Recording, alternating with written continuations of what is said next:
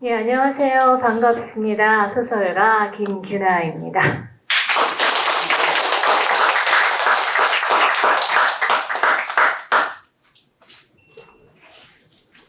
선생님들 앞에서는 저보다 연장자나 동년배 선생님들 앞에서는 강연을 꽤 했는데 그 젊은 친구들 앞에서 또 하려니까 또 떨려요. 너무 설레고 너무 좋습니다. 잘 들리죠? 자, 앞으로 우리나라를 이끌어갈 자유 리더, 그쵸? 아카데미를 만나는 자리에 서게 되어서 정말 반갑습니다. 여기 있다. 오늘 한국 문단에 대해서, 그리고 한강 노벨상 수상은 왜 내가 축하할 수 없는가에 대해서 한번 이야기를 해보겠습니다.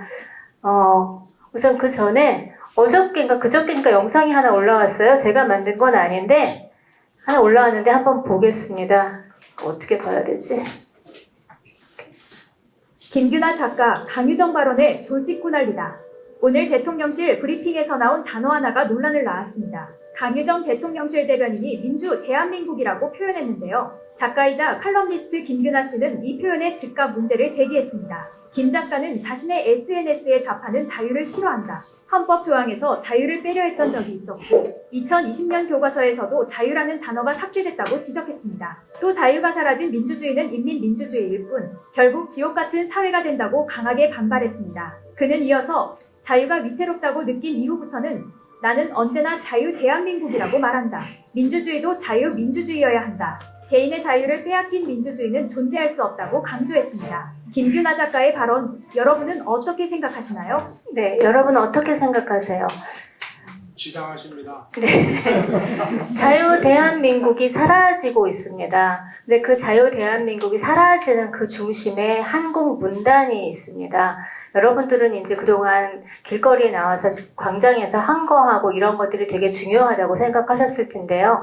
사실 그 모든 걸 움직이는 건 한국 문단에 있습니다. 네, 그 과정을 한번 이제 여러분들과 함께 보도록 하겠고요.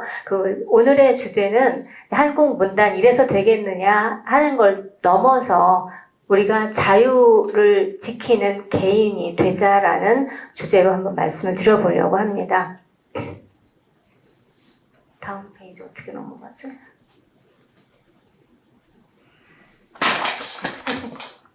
다음 페이지 어떻게 넘어가나요? 김규나 작가 강유정 발언에 돌직구 난리다. 오늘 대통령실 브리핑에서 나온 단어 하나가 논란을 낳았습니다. 강유정 대통령실 대변인이 민주 대한민국이라고 표현했는데요. 작가이자 칼럼니스트 김규나 씨는 이 표현에 즉각 문제를 제기했습니다. 김 작가는 자신의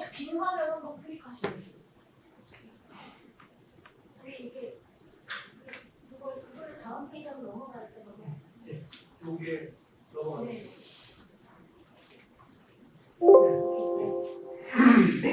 네, 저는 소설가입니다. 조선일보에 6년간 칼럼을 또 연재했습니다. 김규나의 소설 같은 세상. 네, 까마귀 날자 배 떨어진다고 이재명 올라서자마자 잘렸어요. 하여튼 2017년 탄핵 즈음부터 이제 페이스북에 개인적인 생각을 올리기 시작했는데요. 작년 10월에 한강 작가의 노벨상 수상을 나는 축하할 수 없다라고 의견을 올리면서 전국적인 유명 인사가 됐습니다. 악명이 이제 높아졌지요. 우파 쪽에서는 이제 맞다, 네 말이 맞다 이러신 분들이 많았는데 저쪽에서는 완전히 한강 노벨상 수상에 긁혔다고 그러더라고요. 샘나서 시기해서 그런 국민 마녀로 등단을 시켰더라고요. 그래서 저는 하여튼 유명하게 해줘서 하여튼 고맙습니다. 네,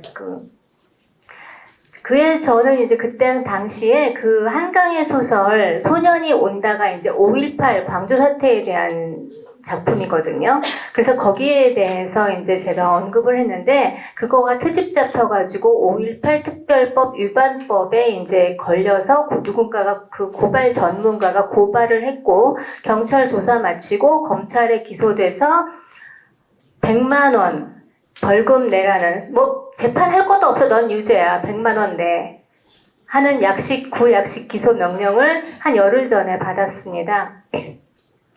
벌금을 그냥 내면은 뭐 100만 원, 뭐 돈도 없지만 100만 원 긁어내면 못 내겠습니까? 그러면은 뭐 이 사건에서 그냥 저도 자유로워질 수 있어요. 사실 그럴까도 생각이 정말 유혹이 막 들었는데 그렇게 되면은요.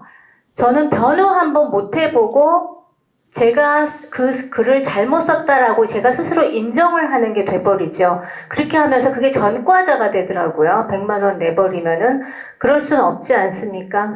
그래서 여러분이라면 어떻게 하실까요? 근데 지금 저기 한 분이 최민석 군이 저와 똑같은 경우를 당해서 지금 그게 저처럼 이제 재판 청구를 아마 준비 중인 것 같아요. 저는 사실 누구한테 간섭받는 게 너무 싫어요. 어렸을 때부터 그랬는데 왜 청소하려고 하면 엄마가 어느 순간에 야 청소해 그러잖아. 그러면 딱 하기 싫어지죠. 그런 것처럼 정말 간섭받는 거 싫고 제가 옳다고 생각하는 건 누가 뭐라고 해도 하고야 마는 그런 성격인데 왜 내가 글 한 줄 쓴 거에 대해서 국가가 법원이 간섭을 하고 이게 잘됐다 잘못됐다 판단을 하는 것인지 정말 이해가 되지 않고요. 그래서 제가 옳다고 생각하는 길로 한번 계속 가보려고 합니다. 저는 다수의 일원이고 싶지 않습니다. 저는 제가 스스로 자유롭게 생각하고 또 자유롭게 선택하고 그 선택에 대해서 스스로 책임지는 그런 자유로운 개인으로 살기를 선택했습니다. 여러분도 그러실 거죠? 네. 중간중간 박수 줬습니다. 네, 자, 여러분들 한번 보세요. 사람 인자입니다. 사람 인자, 이제 한자니까 상형 문자잖아요. 네. 첫 번째 그림, 위에 그림, 아래 그림, 어떤 걸 상형화한 걸까요? 자, 1번, 위에 거라고 생각하시는 분, 손. 2번이라고 생각하시는 분, 손. 2번은 닮지도 않았어요. 1번 딱 닮았는데, 그쵸? 네, 그런데 이게 함정이에요. 사람인은 둘이서 저렇게 기대는 게 아니에요. 혼자 저렇게 우뚝 서 있는 모습을 형상화한 것이 바로 사람인입니다. 여러분 한번 그렇게 생각해보고 한번 따져보세요. 저 위에 저 키 큰 애 밑에 있는 애 어떻게 할 거야? 죽잖아요. 밑에 있는 애 너무 불쌍하잖아요. 그쵸? 그리고 걔가 비켜주면 쟤는 쓰러지잖아. 큰 애는. 저런 게 사람 관계가 아니라는 거죠. 혼자서 두 발로 두 손으로 내 스스로 서 있을 수 있는 것. 그것이 바로 인간이라는 뜻입니다. 아셨죠? 언제부턴가 저 첫 번째 그림이 사람인이라고 방송에서 막 떠들기 시작했어요. 방송은 누구네 파? 우파 저파? 네. 왜 저렇게 서로 같이 기대고 살아야 되는지를 강조하고 있었을까요? 거기에 대해서 우리가 한번 생각을 해보겠습니다. 문명이 생기기 전에 우리는 이빨도 약하고 발톱도 약해요, 인간은. 그래서 몸을 보호할 털도 계절에 잘 맞춰서 이렇게 할 수가 없고, 그래서 인간은 자연에서 혼자 생존할 수는 좀 어려웠을 것입니다. 그래서 함께 사냥하고 함께 농사 짓고 협력하면서 살았을 거예요. 그쵸? 수천 년, 수만 년 동안. 그러다 보니까 지금까지도 집단 무의식이 우리 내면의 의식에 깊이 각인이 되어 있습니다. 나보다는 너가, 우리가 중요합니다. 특히 우리나라 사람들은요, 이 공동사고, 공동소유, 공동책임을 굉장히 중요시해요. 영어의 my, 여러분 다 중학교 때 영어요. 마이미 배웠잖아요. 그 my를 우리라고 해석해야 우리한테는 자연스러워요. 그쵸? my house 어떻게 해석할 거예요? 네, my country, 우리나라잖아요. my mother, my wife. 마누라 하나인데요? 네? 마누라 하나인데. 그러니까 my wife 어떻게 할 거냐고요. our wife. 그러니까 my wife도 우리 와이프라고 해야 되잖아. 이 남자랑 저 남자랑 둘이서 얘기하는데 우리 와이프 공동 소유입니까? 와이프가? 아니잖아요. 근데 이게 우리나라는 그게 나의 아내라고 하면 묘해진단 말이에요. 그쵸? 그렇게 그 철수 친구가 철수네 집에 전화를 해요. 거기 철수네 집이죠? 그럼 의식 있는 아빠 어떻게 말씀하셔야 돼요? 거기 철수네 집, 철수가 그거 돈 벌어갖고 그 집 산 거 아니잖아요. 아니다, 여기 내 집이야. 라고 말씀하셔야 의식이는 아빠. 앞으로 아버님들 혹시, 예, 거기 아들네 집이죠? 이렇게 물어보시면, 아니다, 여기 내 집이다. 라고 말씀해 주세요. 그거는 그 집도, 아버지의 차도, 아버지의 모든 재산은 아버지 거지 아들 게 아니고, 그쵸? 딸 게 아니란 말이에요. 근데 우리는 아버지 집이 내 집이야. 그쵸? 아버지, 어머니의 차가 내 차란 말이에요. 우리 차니까. 그런 이상한 의식이 우리 머릿속에 굉장히 깊이 각인이 되어 있어요. 더군다나 이제 유교 사상 때문인지 그걸 벗어나지 못해가지고요. 전 국민을 가족처럼 우리는 대해야 돼요. 서비스 업계에서 기본이 되었죠. 신부모님한테는 그렇게 안 하면서 어머님, 아버님 어서 오세요 하잖아요. 그렇죠? 식당 가면은 돌아가신 이모, 고모님 다 살아계세요. 그렇죠? 네. 부모님이 낳은 적 없는 형, 동생, 뭐 오빠도 생겨요. 가면은. 네. 그래서 거기서 그냥 끝나면 괜찮겠는데 사회적으로 어떤 대형 사고가 생겼을 때 좀 우리가 무심한 반응을 하면 뭐라 그러죠? 네 가족이라고 생각해봐. 그렇죠? 한강 노벨상 수상을 온 국민이 축하하는데 제가 뭐라고, 제가 한 사람 축하 안 했다고, 너 왜 축하 안 하냐고 난리가 나서 MBC, JTBC 텔레비전에 온 도배가 됐었다고 그래요. 저는 안 봤는데. 네. 왜 그래요? 제가 뭐 얼마나 훌륭한 사람이길래 한강이 저의 축하까지 받아야 되냐고요. 그죠? 근데 이제 전 국민 집단이 다 하는데 너는 왜 거기서 모두가 다 예스하는데 너만 왜 노 하냐고 집단 완전히 돌팔매를 저한테 던진 거예요. 그 당시에. 우리는 아직도 그런 시종 문화, 부종 문화 여기에서 벗어나지 못한 것 같아요. 그래서 우리나라 그 좌파 정책자들, 그 사람들 이제 그 기본 이념이 사회주의, 공산주의 지향하는 사람들이죠. 이 사람들 왜 그러냐 하면요. 자유와 개인을 없애려고 그래요. 그래서 아까 사람도 같이 살아야 된다라고 그렇게 한자의 상형 문자까지도 왜곡을 해버리는 거예요. 혼자 존재하는 개인은 곤란한 거예요. 왜? 공산주의 사회에서는 자유로운 개인이 있으면 노예로서 그 사람을 지배할 수가 없는 거죠. 그쵸? 다 같이 예스 해야 되는데 한 놈이 딱 나와갖고 노 딱 해봐요. 그럼 걔 죽이면 되긴 하는데 딴 사람들이 무리 들잖아. 쟤 왜 노우라고 했지? 이상한데? 뭐지? 뒤에서 소곤소곤 그러면서 의식이 커지겠죠. 그걸 굉장히 두려워하는 거예요. 그래서 집단과 공동, 공공, 공유 이런 것들을 자꾸만 강조를 하는 겁니다. 자꾸 집단 체제로 가려고 하는 거예요. 자유를 가르치지 않으면 자유를 몰라요. 바라지가 않아요. 그래서 자꾸 교과서에서 역사에서 자유를 지우려고 하고 자유 대한민국을 없애려고 하고 헌법에서 자유를 삭제하려고 하는 것입니다. 김정은이 K-드라마, K-팝 못 듣게 하는 것도 바로 그거예요. 나나나나나나나나 하잖아요. 그쵸? 나라는 거가 자꾸 생겨버리면 곤란하거든. 김씨 일가의 독재가 불가능하기 때문에 자꾸만 개인과 그런 자유를 없애려고 하는 것입니다. 이걸 모르고 대중들이 그냥 뭔가 좋은 것 같아. 그러니까 우리 다 같이 행복하자 이런 게 좋은 것 같으니까 개인의 행복을 국가와 사회가 책임지라고 하는 것을 권리인 줄 알아요. 세금을 내니까 어느 정도 복지가 보장이 되긴 해야 돼요. 하지만 개인을 행복하게 하는 것은 국가나 사회가 아닙니다.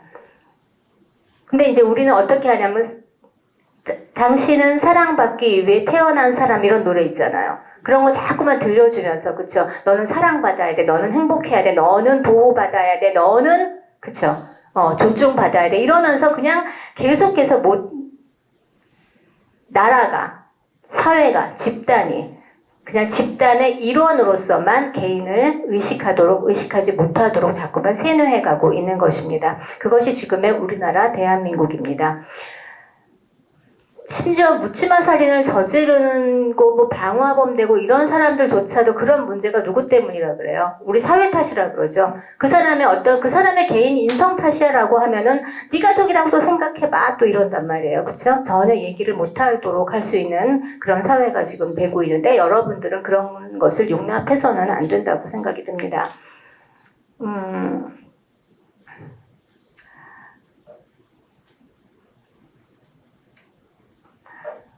우리나라 국어사전을 보고 저는 한번 깜짝 놀란 적이 있는데요. 이거 준비하면서 이제 개인이라는 말을 한번 찾아보세요. 그러면요, 집단과 단체의 반대말이라고 나와요. 개인을 어떤 설명을 하지 않아요.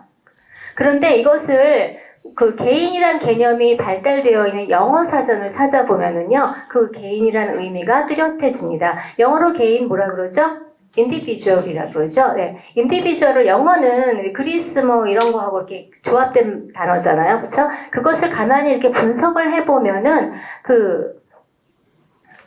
저쪽에 보면은 나오죠. 개인이라고 하는 건 in하고 divide하고가 합해진 말이에요. 그러니까 in은 안으로 나는 거 말고 왜 부정의 뜻 있죠? impossible 뭐 in 그렇게 말할 때 그렇죠? 그래서 그 부정하는 거, 그러니까 divide 할 수 없는 이란 뜻이에요. 인디비주얼이라고 하는 것은. 그러니까 뭐예요? 더 이상 나눌 수 없고 분해될 수 없고 고유한 세상에서 딱 하나밖에 없는 그것이 바로 개인이라는 뜻입니다. 여러분들 한 사람이 그렇게 고유한 존재라는 것이지 그냥 집단과 반대되는 그냥 하나의 어떤 개체 이런 걸 뜻하는 게 아니라는 거예요.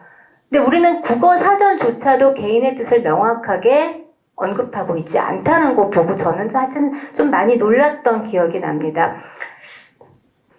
심리학자 융이라고 있죠. 융은 개인화라는 이야기를 합니다. 융의 제자 루이제 폰 프란츠라는 사람이 있는데 그 사람이 이렇게 썼어요. 책에다가 인격이 상처 입고 고통스러워하는 데서 개인화가 시작된다.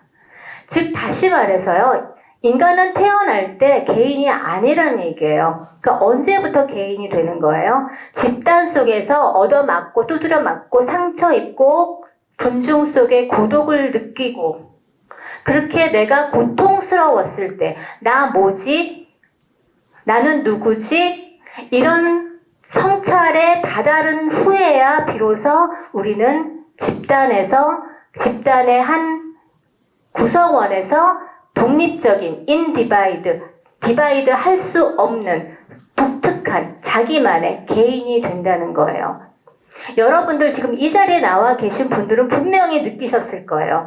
집단 속의 고독. 나 뭐지? 나 누구지? 이러면서 찾고 찾아서 분명히 이 자리까지 오셨을 거라고 생각이 듭니다. 그렇게 느껴보지 못한 사람은 아직까지 개인화되지 못한 좌파 애들 그냥 막 그렇게 그쵸? 뭘 모르는 아직 된장하고 뭐하고 못 가리는 애들은 집단 속에서 어리광이나 하고 부리는 그런 유치한 아직 그런 집단 속에 유아적 인격을 가지고 있는 거라고 볼 수 있을 것입니다. 자, 이렇게 개인과 집단에 대해서 한번 생각을 해본 상태에서 이제 문학에 대해서 문단에 대해서 조금 들어가 보겠습니다.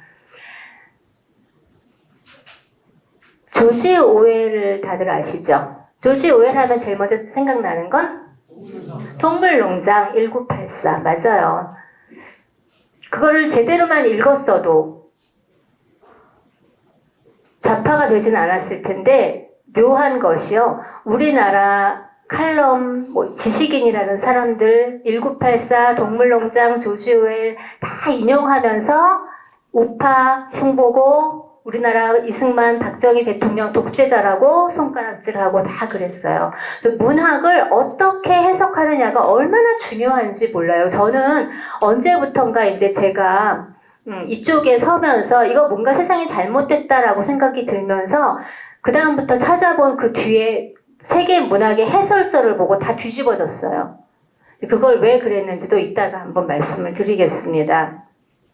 아무튼 저는 그 조지 오웰은요, 그 글을 쓰는 목적을 그 생계의 목적을 제외하고는 여러 가지 이제 여러 가지 그 목적, 그 글을 쓰는 동기를 이야기를 하고 있는데요. 그 중에서 우리나라 모든 예술 부문, 특히 한국 문단에서 가장 큰 주제를 형성하고 있는 동기는 바로 맨 밑에 있는 것, 정치적 목적입니다. 세상을 어떤 특정 방향으로 밀고 나가려는 의도로 다른 사람들의 생각을 바꾸려는 것이 바로 정치적인 목적입니다. 작가들은 내재적으로요, 이런 그 심리가 있어요. 그래서 자기를 좀 봐주세요. 이런 허영심도 있고, 미학적인 아름다움을 추구하는 열정도 있지만, 내가 이 세상을 한번 바꿔보겠어. 라는. 근데 이것이 잘못 정치적인 것과 연결이 되면 바로 프로파간다와 연결돼가지고 정치적 목적에 이용당하는 거죠. 그렇죠? 그 선동의 앞잡이가 되는 그런 역할을 할 수도 있습니다. 우리나라 지금 좌파 문단, 한국 문단 자체가 지금 그런 용도로 사용되고 있습니다. 한국 문단, 한국 문학의 뿌리는요, 김일성이에요. 네. 그 종북, 친북이라고 말할 수 있을 것 같고요. 제가 문단에 2006년, 2007년에 나갔는데, 그 후로 만나본 작가들 중에서 김일성에 대해서 호의를 갖지 않은 작가가 없었었고요. 박정희, 이승만 대통령에 대해서 적의를 갖지 않은 작가를 저는 단 한 명도 만나본 적이 없습니다. 그것이 한국 문단의 본질이에요. 왜 그런지 한번 보겠습니다. 여러분들 참여정부라는 말 들어보셨을 거예요. 국민의 적극적인 정치 참여 시대가 개막했다라는 어떤 그런 의도로 명명이 되었을 거예요. 참여정부가 노무현 시대를 아마 가리키는 거죠. 그런데 이 참여라는 말이 참 무시무시한 말이고 뿌리가 아주 탄탄한 말입니다. 이것이 바로 한국문단, 즉 한국문단은 를 대표하는 단체가 뭐냐면 한국작가회의예요. 네, 이 한국작가회의를 움직이는 실천적 뿌리가 바로 사르트르의 참여문학입니다. 사상가이자 소설가이고 프랑스 최고 지성이로 알려진 사르트르는 이름 멋있잖아. 사르트르. 뭔가 이렇게 그쵸. 옛날 선배들이요, 전부 다 옆구리다가 그 사르트를 끼고 다니고 막 정말 그랬어요. 네. 근데 이 사람이 맹렬한 공산주의자였다는 건 아무도 몰라요. 설사 알았다 한들, 그런데 어때? 아마 그랬을 거예요. 네. 이 사르트르의 사상적 스승으로 알려진 철학자가 바로 모리스 메를로 퐁티라는 사람인데요. 이 사람은 진보적 폭력을 지지하는 사람입니다. 뭐냐 하면은, 미래 건설을 위해서 필요하다면 폭력도 용인해야 돼 라고 주장하는 분이에요. 사람이에요. 네. 사르트르는 이 메를로-퐁티의 사상을 더 강력하게 계승을 했고요. 그래서 문학이란 사회의 변혁을 가져오는데 이바지해야 한다. 그러기 위해서는 폭력도 용인할 수 있다라고 주창하게 됩니다. 그것이 바로 사르트르의 참여 문학이에요. 그래서 우리나라 작가들 전부 다 데모하면은 거기 데모에 그 기획하는 게 한국작가회의예요. 네, 광우병 누구지? 그 미군 미순이 이런 사건들 전부 다 관여했었어요. 박근혜 탄핵금은 말할 것도 없고. 사르트르는요, 한국에 대해서도 이야기했어요. 6.25 전쟁은 미국의 사주를 받은 남한의 도발에 속아서 북한이 좀 실수한 거야, 이런 거. 그러니까 결국은 남한이 도발해서 벌어진 전쟁이라고 얘기를 한 거예요. 우리나라 한국 작가들도 대부분 다 똑같이 그렇게 생각을 해요. 내가 오늘은 여기 가져오지 않았는데 아주 흔한 생각이에요. 6.25 때 김일성이 한국을 통일했던들, 그래서 뭐. 김일성 밑에서 살았다면, 그래서 뭐. 이렇게 생각하는 작가들이 수두룩 뻑뻑합니다. 자, 이렇게 어떻게 하다 보니까 왜 한국 작가회에는 그렇게 뻘겋게 물이 들었을까를 생각하다 보면 그 뿌리를 파고 들어가면요. 백낙청이라는 인물이 나옵니다.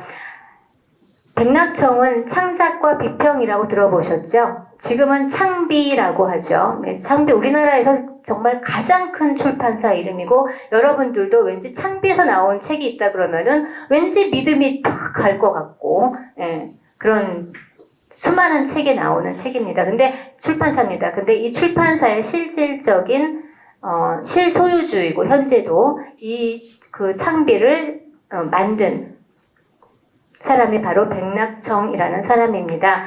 이 사람은 좌파 원탁회의에서 두뇌라고 알려진 사람이에요. 그러니까 아주 공개적으로 그렇게 되어 있어서 문재인 시절에도 아주 이 사람이 거의 다 그 모든 걸 다 기획하고 그 좌파 원탁회의에 아주 최고 두뇌라고 알려진 사람입니다. 이분의 정치적 개입이 굉장합니다. 통진당 13명을 국회로 진출시키는데 결정적 역할을 했었고요. 끝없이 북한과 평화협정 체결하자고 주장하시는 분이고요. 작전권 이양, 주한 미군 철수 이런 거 하자라고 앞장서는 분이고요. 국가보안법 폐지 운동에도 아주 솔선수범하시는 분이고 국정교과서 폐지하자고 해서 결국은 그렇게 됐죠. 그리고 지금 요즘 최근에는 또 이재명 지지자, 아주 열렬 지지자로 지금 최고 정치 지도자라고 아주 그냥 찬양을 하고 계십니다. 창비에서 나오는 세계문학 전집이 있습니다. 거기 출간 발간사를 보면은요, 한번 보실게요. 물질 만능 승자 독식, 자본주의가 전 지구적으로 확산되어서 사회가 황폐해졌다. 삶의 질은 훼손됐다. 상업주의에 찌든 문화, 가진 자와 못 가진 자 이런 표현들이 세계문학 전집 발간사에 있습니다. 어떤 사상인지 보이세요?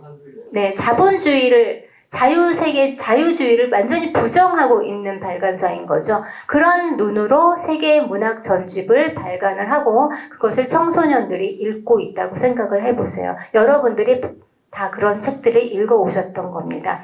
그냥 훌륭한 책들 번역하는 건 괜찮아요. 그런데 그 뒤에 붙어 있는 해설서들이 이제 문제가 되고 그것을 어떻게 인용하느냐가 문제가 되는데요. 예를 들어서 그 공산주의를 비판한 아까 말한 조시 오웰의 동물농장이나 1984 같은 것, 또 밀란 쿤데라 아시죠? 참을 수 없는 존재의 가벼움이나 농담 이런 책들, 그걸 비판한 책들을 뒤에 그 해설서를 보면요, 공산주의를 비판했다고 단 한마디도 안 해요. 저 공산주의를 비판했다고 한 출판사 딱 한 군데 봤어요. 을류문화사. 그리고 다른 책들 다 제가 출판사들 다 뒤져봤는데 전부 다 공산주의를 비판한 게 아니라 스탈린 치하를 비판한 거다. 스탈린 시대를 비판한 거다라고 얘기하고 스탈린은 어떤 사람이다? 독재자다라고 얘기를 해요. 그러니까 공산주의는 잘못된 게 아닌데 스탈린 같은 좀 독재자를 만나서 이 사회가 잘못된 거야 라고요. 근데 문제는 뭐냐면요. 독재자라는 말을 들으면 이 한국인들 그동안 세뇌되어 온 이 회로가 독재자 딱 하는 순간에 누구를 연상시키냐면요. 어느 분 연상되세요? 우리는 아니지만 이승만, 박정희예요. 그래서 동물농장 1984 같은 작품들, 밀란 쿤데라 농담이나 참을 수 없는 존재의 가벼움조차도 박정희 시대의 독재에 항거하는 어떤 그것과 대비를 딱 시켜가지고 묘하게 우리나라를 비판해요. 우리나라 대한민국 태어나지 말았어야 할 나라, 존재하지 말았어야 할 나라.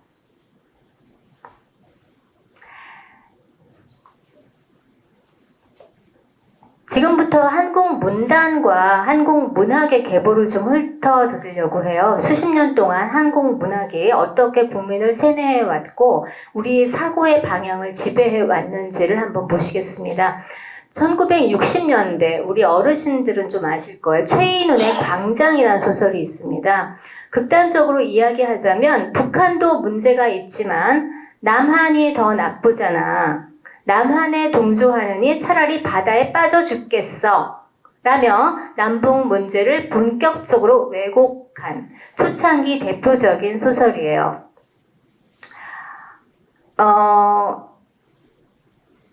줄거리를 얘기하면 너무 길어질 테니까 하지 말고, 이 사람 2018년에 돌아가셨는데요. 피청구인 대통령 박근혜를 파면한다.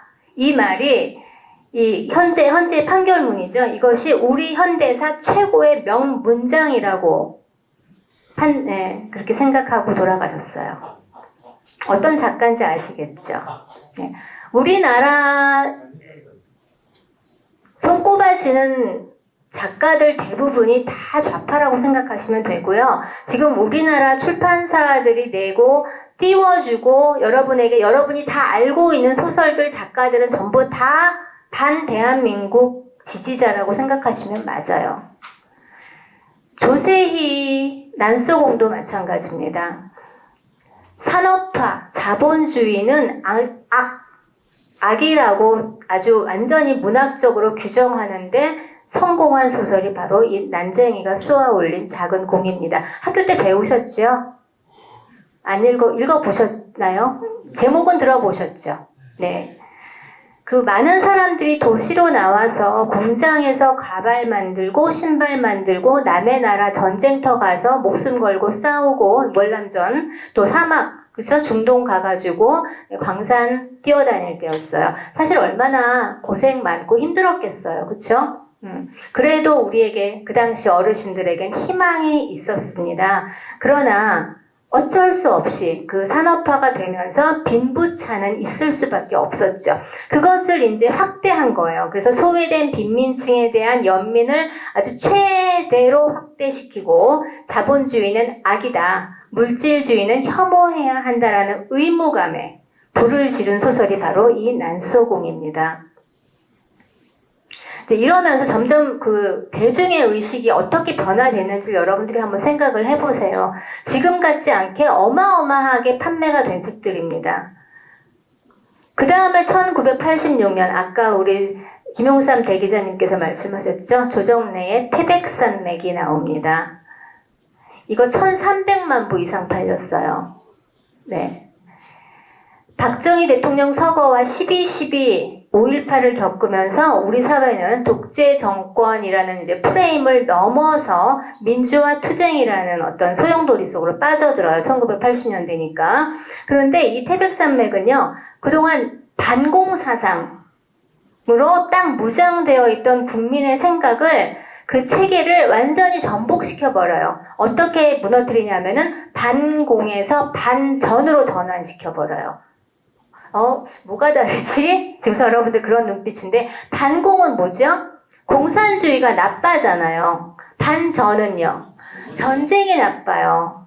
그럼 이게 무슨 차이냐 하면은요, 전쟁을 일으킨 공산주의에 대한 우리가 혐오감이나 이런 적대감을 갖는 게 아니라, 전쟁 그 자체를 혐오하게 되면서, 대한민국 걔네들이 일으킨 건 뭐죠? 미국 있잖아. 반미 정서를 확대시키는 거예요. 동막골 아시죠? 네, 동막골이 누구하고 싸우는 거예요. 미국에 대해서 포 쏘는 거잖아. 북한과 남한이 함께. 네. 그러니까 반공에서 반공하면은 소련, 중공, 북한 우리에게 적대감 딱 무장시켰던 그 정신을 전쟁이 나빠하면 우리 한강이 그랬잖아요. 대리전이라고. 미국, UN, 그쵸? 그런 사람들이 한국에 와서 우리 민족을 갈라놓은 거예요. 그게 납부되는 거예요.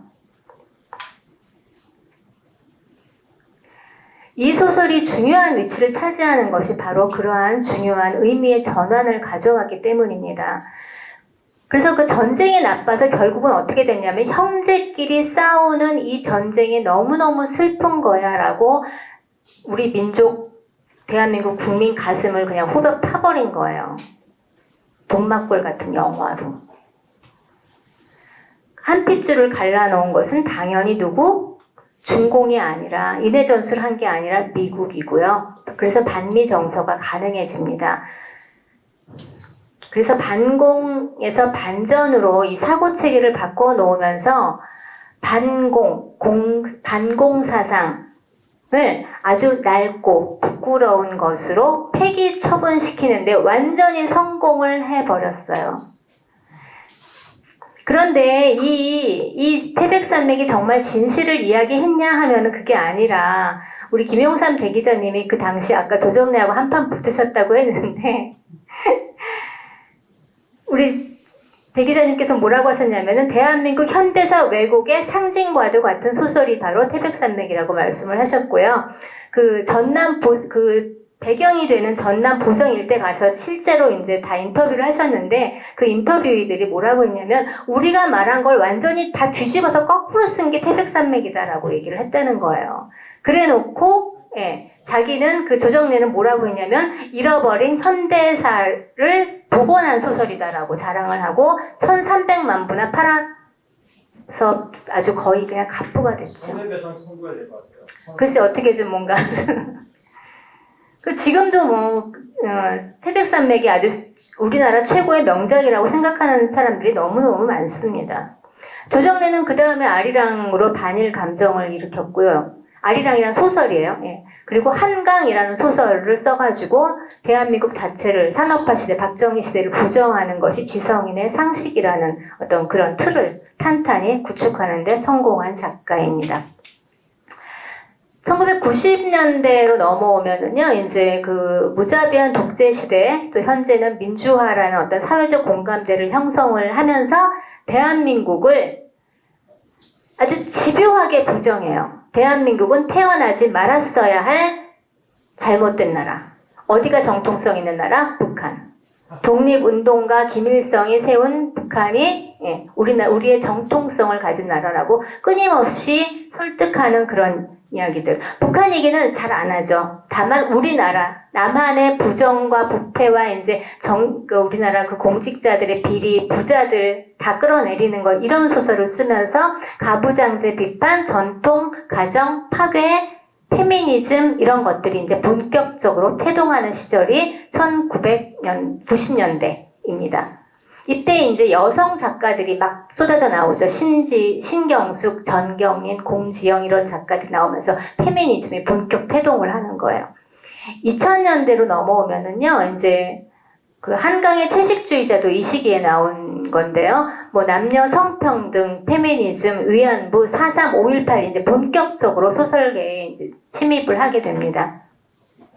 여러분들 그 사회주의나 공산주의를 처음부터 대놓고 들여오지 않았어요. 그러니까 처음에는 포스트 모더니즘, 얼마나 멋있는 말이야. 그치? 뭔가 발음도 멋있잖아. 포스트 모더니즘. 이런 거를 들여와요. 그래가지고, 그 기존 문화, 보편적인 어떤 개념, 긍정적인 가치관을 전부 다 파괴해요. 그리고 또 하나, 소설 문법의 해체 작업도 그때부터 이루어집니다.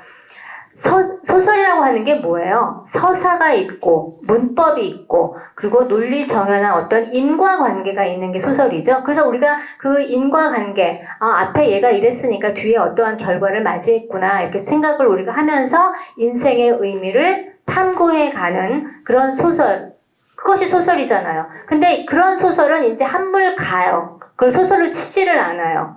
어떤 소설을 치냐면은 기승전결도 없어요. 스토리도 없어요. 문법도 안 맞아요. 좋은 것과 나쁜 거, 뭐 거짓과 진실이 완전히 다 뒤섞여요. 이게 도대체 주인공이 누군지, 주인공이 뭐 하는 앤지, 그래서 이 얘기를 도대체 왜 하는 건지 몰라. 아무리 읽어도. 김태용이라는 소설가가 있었는데 그 친구가 쓴 소설 중에 풀바디의 돼지라는 소설이 있어요. 거기 한 페이지가 전부 다 어떤 말로 되어 있냐면은 퀼. 돼지가 이렇게 얘기했다. 퀼. 돼지는 지금 무슨 생각을 하고 있을까? 퀼. 그녀와 나도 그의 말을 따라해 보았다. 퀼. 저도 소설가 됐었겠는데요. 네, 그게 거의 뭐 한 페이지 다. 그런데 그것이 한국일보 문학상을 받았어요. 그 당시에. 저는 그런데 이제 이렇게 그 결과가 이제 드러나는데요. 그 인과가 없으니까 재미가 없죠. 무슨 추리를 할 수가 없어요. 문법이 없으니까 술술 읽히지 않아요. 스토리가 없으니까 재미가 없어요. 그렇죠? 그러다 보니까는 소설이나마 그나마 읽었던 독자가 사라져버려요. 그리고 책을 읽는다 그나마 그 책을 그래도 읽겠다는 독자들도요, 자기 생각이 없어져요. 왜? 무슨 말인지 모르니까. 그러니까 어떻게? 뒤에 평론가, 작가가 그냥 이러이러한 뜻이야, 이건 의미야 라고 그거를 그냥 반복해요. 자기 생각이 없어지는 거야. 아, 이거는 평론가가 이렇게 한 거야. 왠지 멋있는 것 같아. 개뿔. 그쵸? 무슨 소리인지 하나도 모르면서. 2010년 이후에는요, 분노를 조장하고 공포를 조장하는 소설들이 많이 나와요. 그것이 황정은의 백의 그림자라든가 정유정의 7년의 밤, 이런 소설들. 잔혹하고 살인을 아주 잔혹하게 그리는 그런 소설들. 그러면서 그 결과가 뭐냐면, 너 무섭지? 화나지? 널 그렇게 만든 건 바로 보수 정권이야, 독재 정권이야, 일본이야, 친일파야. 우리 함께 부숴버리자. 그렇게 분노 정서를 키웠고, 그렇게 일어난 것이 광우병, 세월호, 촛불 집회입니다. 그것이 바탕이 됐던 거예요. 그래서 분노하고 다 일어나서 나갔던 거예요. 우리 사회는 너무나 부조리하고 불의하고 썩어 빠진 대한민국이니까 우린 나가서 싸워서 뒤집어 엎자라는 그 정서가 바탕이 됐던 거죠. 분노와 불안으로 장악된 한국 소설을 꾸준히 읽어왔든 또 읽지 않았든 그 결과는 정말 참담합니다. 독자는 소설 문학을 통해서 얻을 수 있었던 삶에 대한 어떤 이해와 사고의 기회를 박탈당해요. 소설 읽고 우리 감동하는 거 있잖아요. 그쵸? 그것이 싹 없어져 버리는 거예요. 그 결과 문학을 통해서 개인이 마음에 장착했어야 할 어떤 윤리의 잣대, 양심의 저울, 인간이라면 당연히 알고 지켜야 할 선과 악의 기준, 그리고 인간이란 자유로운 존재이고 스스로 선택하고 스스로 책임져야 하는 존재라는 것을 다 잊어버린 거예요. 그런 거는 우리가 자각할 기회를 다 놓쳐버리는 겁니다. 세상에 대한 포용, 사회적 규범과 규범의 중요성, 그리고 거짓을 혐오하고 진실을 존중하는 마인드까지 우리는 소설을 통해서 얻었어야 했지만 그런 것조차도 전부 다 박탈당하는 것입니다. 제일 잘한 게 한강이네요. 자기 제일 자신 한강이다 보니까 한강이 노래 잘 받는 한강이 그 역할에 앞장섰죠. 한강이 너무 잘하고 그쪽으로. 네, 앞장섰죠. 네, 그것도 이제 이야기를 하겠습니다. 작가를 좀 개인적으로 하나하나 좀 보겠습니다. 그 조정래는 지금 봤으니까 아까 태백산맥을 1,300만 부 팔았다고 했는데 전체 다 해서 몇 년 전 통계에 1,700만 부가 그 역대 2위 작가입니다. 1,700만 부면은 뭐 두 집권을 하나씩은 이 사람 책을 다 가지고 있었다는 거죠. 황석영 좀 보겠습니다. 황석영 되게 유명하죠. 여러분 다 아실 거예요. 네. 이번에 우리나라 노벨 문학상 후보로 추천한 작가가 2명이 있었습니다. 그중 한 사람이 이제 한강이었고요. 또 한 사람이 바로 황석영이었습니다. 근데 이 황석영이란 작가요, 우리나라에서 그 김일성이 을지문덕 세종대왕보다 위대한 인물이라고 말한 사람입니다. 그냥 더 이상 말할 거 없겠죠. 이 사람의 사상이 어떤 사람인지. 1989년부터 91년 사이에 북한의 밀입국에서 김일성을 7번이나 만났습니다. 그리고 25만 달러의 격려금을 받았습니다. 그 국가보안법 당연히 걸렸죠. 그랬다가 김대중 시절에 특별 사면 받았습니다. 그 이후 승승장구했죠. 어떤 작가가 노벨 문학상에 추천됐는지 아시겠습니까? 네. 공지영이었습니다. 누적 판매 1,000만 부 작가입니다. 제가 왜 1,000만 부, 1,700만 부 이거 얘기를 하냐면요. 그만큼 이런 작가들은 우리 사회에 대한민국에 책임이 있다라는 얘기를 하고 싶어서 그래요. 국민의 정서에 그만큼 책임이 있는 사람들이잖아요. 그렇죠? 1,700만 부, 1,000만 부를 팔린 작가라면은. 자, 이 공지영 페미니즘, 운동권, 여성에 대한 글을 참 많이 썼습니다. 산문 신문집도 많이 냈는데 그냥 이거 인상적인 거 하나만 알려드릴게요. 20명을 연쇄살인한 유영철 아시죠? 네, 그 유영철을 자기가 직접 인터뷰를 해봤는데 유영철이가 그 시체를 토막낼 때 반젤리스라는 작곡가 있어요. 네, 반젤리스의 콜럼버스라는 아주 아름다운 웅장한 음악이 있습니다. 네, 그 시체를 훼손할 때 그 음악을 틀어놓고 했다 그래요. 그러면서 굉장히 예술적 감각이 뛰어난 사람이다.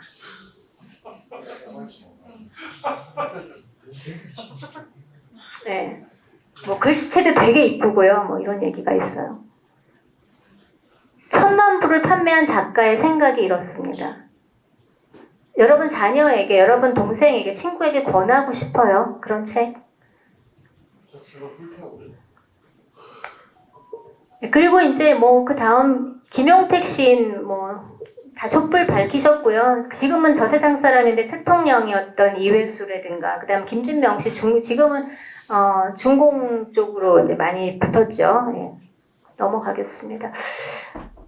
안도현 시인 굉장히 유명하죠. 뭐 시 하면 아마 안도현 시 안 읽어본 분 없을 거예요. 연탄재 발로 차지 마라. 이거 모르는 분 없을 거예요. 근데 연탄재는 발로 안 차는 양반이 사람 엄청 발로 찼어요. 박근혜 대통령 엄청 발로 찼습니다. 네. 나는 그 사람 시대면은 시를 쓰지 않겠다 했고 지금 현재 양산 평산서점 대표로 있습니다. 네. 그리고 뭐 이제 도종환 씨 아시죠? 예. 접시꽃 당신의 도종환 씨는 전 문화부 장관이었는데 교통 위반 상습범이죠. 뭐 60 몇 회를 뭐 상습을 했대나 그러죠. 중공 인민에게 아주 예의 바르게 인사도 잘하시는 그런 분입니다. 그 다음에 이제 제가 요거는 조금 조심스러운데 그래도 제가 꼭 얘기를 합니다. 그래서 얼마 전에 이문열 선생님 뭐 작품을 좀 분석하고 좀 찬양해주는 그런 자리에 나올 수 있겠냐고 해서 제가 이문열 선생님을 좀 강의마다 좀 비판하고 다닙니다. 양심상 그렇게는 못하겠습니다. 그러고서는 그런 강의료도 엄청 많았는데 제가 사양을 했습니다. 이문열 선생님은 보수 진영의 아주 대표적인 작가십니다. 판매 순위 1위예요. 1위. 2,800만 부인가? 예, 2,800만 부를 파신 분이니까 우리나라 지금 5천만 좀 넘잖아요. 그쵸? 한 집, 두 집 걸로 한 번씩은 다 있는 거죠. 지금도 뭐 이문열 선생님 그러면 다들 존경, 리스펙트를 다 표현하시는 분들이 많고요. 제가 10마디 하는 것보다 이문열 선생님이 그냥 10마디가 아니지 내가 100마디 하는 것보다 이문열 선생님이 한마디 하시는 것이 더 영향력이 있다고 분명히 그렇습니다. 그런데 이분이 그만큼 국민에게 책임이 있는 작가 위치이기 때문에 발언의 파장이 굉장히 큰데요. 정말 중요할 때마다 저를 굉장히 실망을 시키셨고 보수주의 상징 작가가 맞나 싶은 그런 때가 좀 많았습니다. 뭐 박근혜 시절 탄핵 얘기는 그냥 넘어가기로 하고요. 이번에 그 노벨상 수상에 대해서도 카프카의 단식 광대와 비교를 하면서 우리 문학을 세계 반열에 올려놨다. 노벨 문학상 수상 무조건 반갑다라고 했습니다. 굉장히 실망했어요, 저는. 노벨 문학상 타지 않고도 세계적인 문학의 반열에 오른 작가와 작품 많습니다. 노벨 문학상 탔다고 반열에 오르지 않아요. 함량 미달인 작품도 많습니다. 수상을 했지만. 네. 그리고 또 작가라면, 정말 작가라면 문학적인 어떤 성취를 이룬 작품이 수상을 하는 것을 축하해야죠. 그렇죠? 무조건 우리나라 사람이 받았으니까 축하한다. 이거 무슨 뭐 민족주의자도 아니고, 그렇죠? 좀 굉장히 편협한 소견이 아닐까라고 저는 좀 그랬고요. 그 다음에 이제 형부와 처제의 노골적인 어떤 성애를 그냥 읽어보셨죠? 그 부분은. 다른 건 안 읽어도 그 부분은 읽어보셨죠? 예. 그런데 그 부분, 그러면서 육식을 거부하는 어떤 그런 소설을 카프카의 단식광대는 정말 존재론적 탐구를 담은 소설이거든요. 어떻게 여기다가 비교를 하셨는지 너무 화가 나는 거예요. 그래서 정말 이런 단견을 내보이실 수 있다는 거에 실망도 했고요. 카프카 단식광대 읽어보셨나? 좀 궁금하기도 했습니다. 그 다음에 복거일 선생님도 계시는데, 진짜 많이 존경하시는 분인데, 신경숙이 물꼬를 텄다, 황석영 등 선배가 뿌린 열매를 거뒀다고 봐야 한다, 이렇게 노벨 문학상에 대해서 얘기를 했어요. 신경숙 조금 이따 얘기할 건데, 황석영 제가 얘기했죠, 금방. 네, 세종대왕보다 더 훌륭한 김일성을 찬양하시는 그런 분을, 그분의 그 후예라서 지금 열매를 맺은 거라고 노벨 문학상 수상이 그렇게 얘기를 했고, 더군다나 가장 제가 충격을 받았던 건 뭐냐면, 소설은 개인적인 거다. 그러니까 4.3을 썼든 5.18을 어떻게 썼든 간에 그냥 문학적이니까 포용해야 한다라고 말씀을 하셨어요. 그러면 역사 왜곡 다 포용해야 돼요. 소설이니까. 여러분, 소설은 허구를 빌린 차용한 문학이에요. 그렇죠? 근데 허구하고 거짓하고 사람들이 혼동해요. 거짓과 진실은 존재 이유부터 다르고 탄생 이유 그 기본이 달라요. 어떻게 다를까요? 거짓은 진실을 부정하기 위해서 존재하는 겁니다. 그쵸? 그 진실을 갖다가 뒤덮기 위해서 내가 진실인 척 하려고 존재하는 게 거짓이에요. 허구는요, 창작이죠. 무엇을 위해서? 진실을 말하기 위해서. 진실을 말하기 위해서 상상력을 동원한 상상물의 소산이에요. 그쵸? 어떻게 둘이 똑같아요? 그리고 역사소설이라고 하는 것은 사실을 근거해가지고 거기에다가 살을 붙이고 우리의 상상력을 표현해주는 거지, 그거를 왜곡해서 선동하고 그렇게 하라고 만들어지는 역사소설이 아니거든요. 근데 어떻게 소설가, 당신도 역사소설을 쓰시는 분이 4.3과 5.18을 그렇게 왜곡한, 이따가 보시겠지만, 어떻게 왜곡했는지 보시겠지만, 그런 소설을 노벨 문학상 탔으니까 우리가 그냥 다 받아들여야 된다, 포용해야 된다라고 말하는 거는 정말 저로서는 너무나 충격적인 발언이었어요. 그래서 만약 이 두 분이 이렇게 혼란한 시절에 정말 시대를 정확히 읽고 한강의 문학을 정확히 제대로, 제가 아니라 그분들이 판단해 주셨더라면 얼마나 좋았을까, 많이 아쉬운 부분입니다. 그리고 김호는요, 많이들 좋아하시죠? 좌우 상관없이 많이 좋아하는데, 일단 이분은 우파 소설가 아닙니다. 네. 촛불에 굉장히 앞장서셨던 분이고요. 거기 그 정도만 하겠습니다. 작가와 작품은 따로 이렇게 떼어서 이렇게 생각할 수가 없어요. 작품은 작가를 뛰어넘지 못합니다. 작가 안에서 작품이 나오는 거예요. 그 사람이 어떤 생각을 갖고 있고 어떤 가치관을 갖고 있고 어떤 이념을 갖고 있느냐가 작품 속에 고스란히 담깁니다. 그래서 작가가 어떤 생각을 하고 어떤 사람인지가 되게 중요해요. 여러분은 그거를 아시고 작품을 골라야 돼요.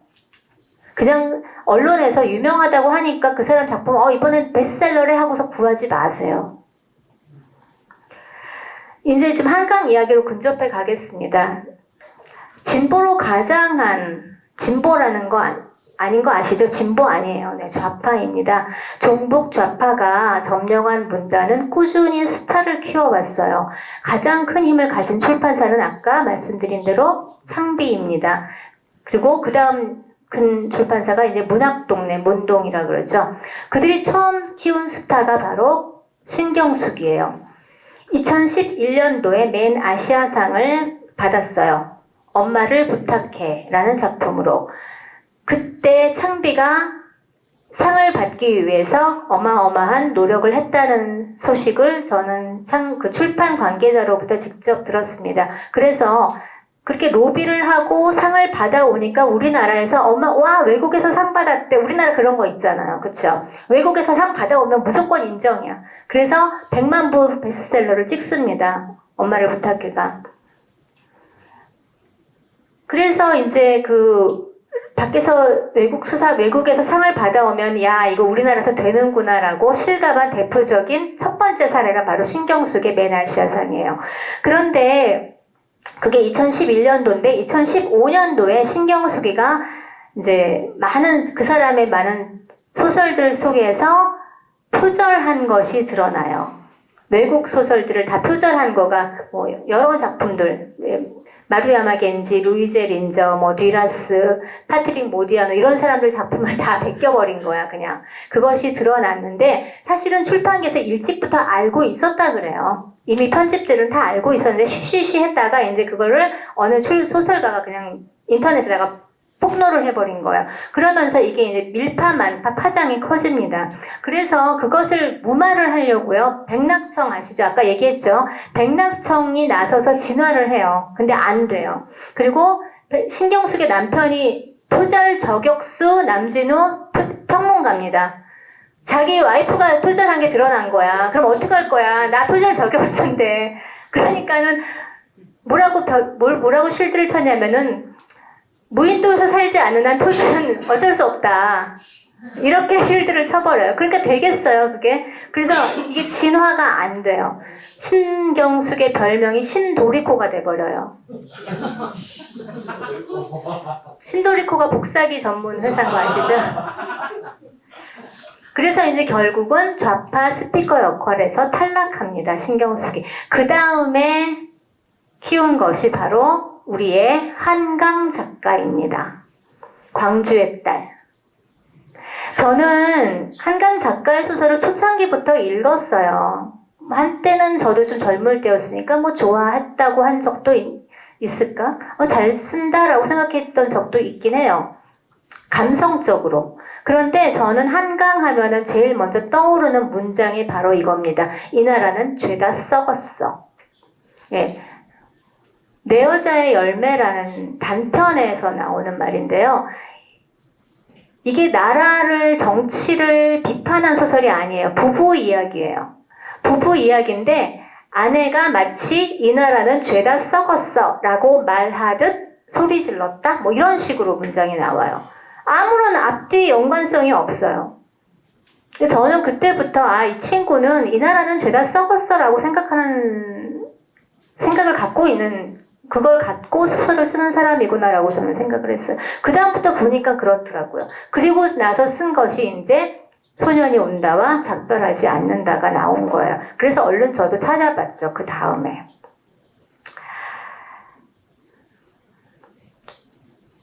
한강의 소설은요, 주제가 가족과 사회, 국가에 대한 분노예요. 분노의 소설을 써요. 그리고 굉장히 어두운 걸 좋아해요. 젊은 시절에 어두운 걸 자기가 좋아한다고 또 얘기도 직접 했어요. 하여튼 이 썩어버린 이 땅의 역겨움을 못 참는 그런 작가라고 제가 알고 있습니다. 이 친구는요, 소년이 온다 한번 문장 한번 볼까요? 썩어가는 내 옆구리를 생각해. 거길 관통한 총알을 생각해. 지금 누가 쏜 총알이냐면 한국 군인이 광주 사태를 겪은 14살 중학생 소년을 쐈다는 거예요. 그 죽은 아이가 화자가 돼서 얘기를 하는 겁니다. 차디찬 방아쇠를 생각해. 그걸 쏘라고 명령한 사람을 생각해. 그걸 쏘라고 명령한 사람은 누구게요? 전두환이죠. 우리 군대가 총을 쐈어. 군인들이 반란을 일으킨 거잖아. 권력을 잡으려고. 이것이 광주 사태라는 거예요. 제가 왜 검찰에 기소를 당하고 100만 원 구약식청을 받았냐면요. 노벨 문학상을 수상을 축하할 수 없다 하면서 이 소설들을 예를 들면서 5.18 광주 사태는 군대가 대한민국이 진압하지 않았으면 오늘의 자유 대한민국은 없다라고 썼어요. 거기서 진압이라는 단어가 문제가 된 거예요. 왜 진압이지 뭐예요? 그러니까 군대가 진압을 하지 않았으면 오늘의 대한민국이 없다는 건 광주를 완전히 부정하는 거잖아요. 그러니까 광주를 부정한다는 건 5.18 특별법 위반에 걸리는 거고, 위반에 걸린다는 건 뭐냐면은 얘네들은 그 5.18 특별법 위반법은 뭐냐면 역사 왜곡 금지법이에요. 네. 그러니까 뭐냐 하면은 여러분들 조지 오웰 오늘 얘기 자꾸 나오는데 거기에 명제가 있잖아요. 현재를 지배하는 자가 과거를 지배하고 과거를 지배하는 자가 미래를 지배하죠. 바로 그거를 지금 얘네들이 하고 있는 겁니다. 노벨 문학상 김규나가 왜 축하하지 않았다고? 그게 아니에요. 김규나가 5.18을 부정했다라는 걸 확대시켜가지고 5.18 성역화를 만들기 위해서 저를 고발하고 저에게 유죄 판결을 내리는 겁니다. 그것을 뉴스화하고 이번에 그거 100만 원 약식기소 당했다고 했더니 다른 데는 아무도 안 알아주는데 한겨레 신문에서 보도했더라고요. 다른 업으로 보고하겠죠. 네. 하여튼, 네. 그래서 저기 작별하지 않는다는 4.3에 대한 얘기예요. 4.3 제주 사건. 그것도 뭐예요? 대한민국이 생기기 전에 대한민국 생기지 말라고 제주도의 남로당 잔당이 네, 일으킨 거죠. 일으킨 무장 반란이거든요. 그 얘기 하면은 또 잡혀가요, 이것도. 근데 다만 4.3 왜곡법은 아직 없는 거죠. 네, 5.18 왜곡법밖에 없는 거기 때문에 그거는 지금 고발을 못한 거예요. 자, 이렇게 이제 한강에 몸집을 불려놓고, 이게 왜 여기가 하나 빠뜨렸나? 제가 뭔가 하나를 빠뜨렸나 보네요.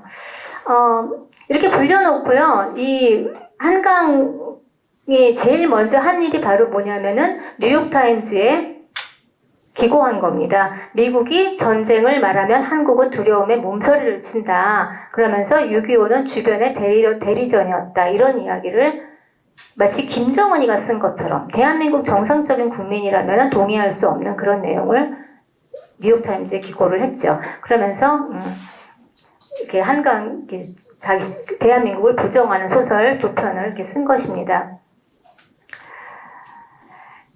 5.18과 4.3은 우리나라 역사의 아픈 부분이에요. 그렇죠? 네, 그걸 부정하진 않아요. 하지만 5.18 민주화 운동이라고 하는 것은 아직 유공자가 누군지도 드러나지 않은 사건이고, 그렇죠? 아직 그 진상 규명이 아직 다 완전히 이루어지지 않은 거거든요. 네, 근데 그 부정적인 여론에는 입을 다물라 하고 입을 딱 채워버리는 그런 법을 지금 얘네들이 실시하고 있는 것입니다.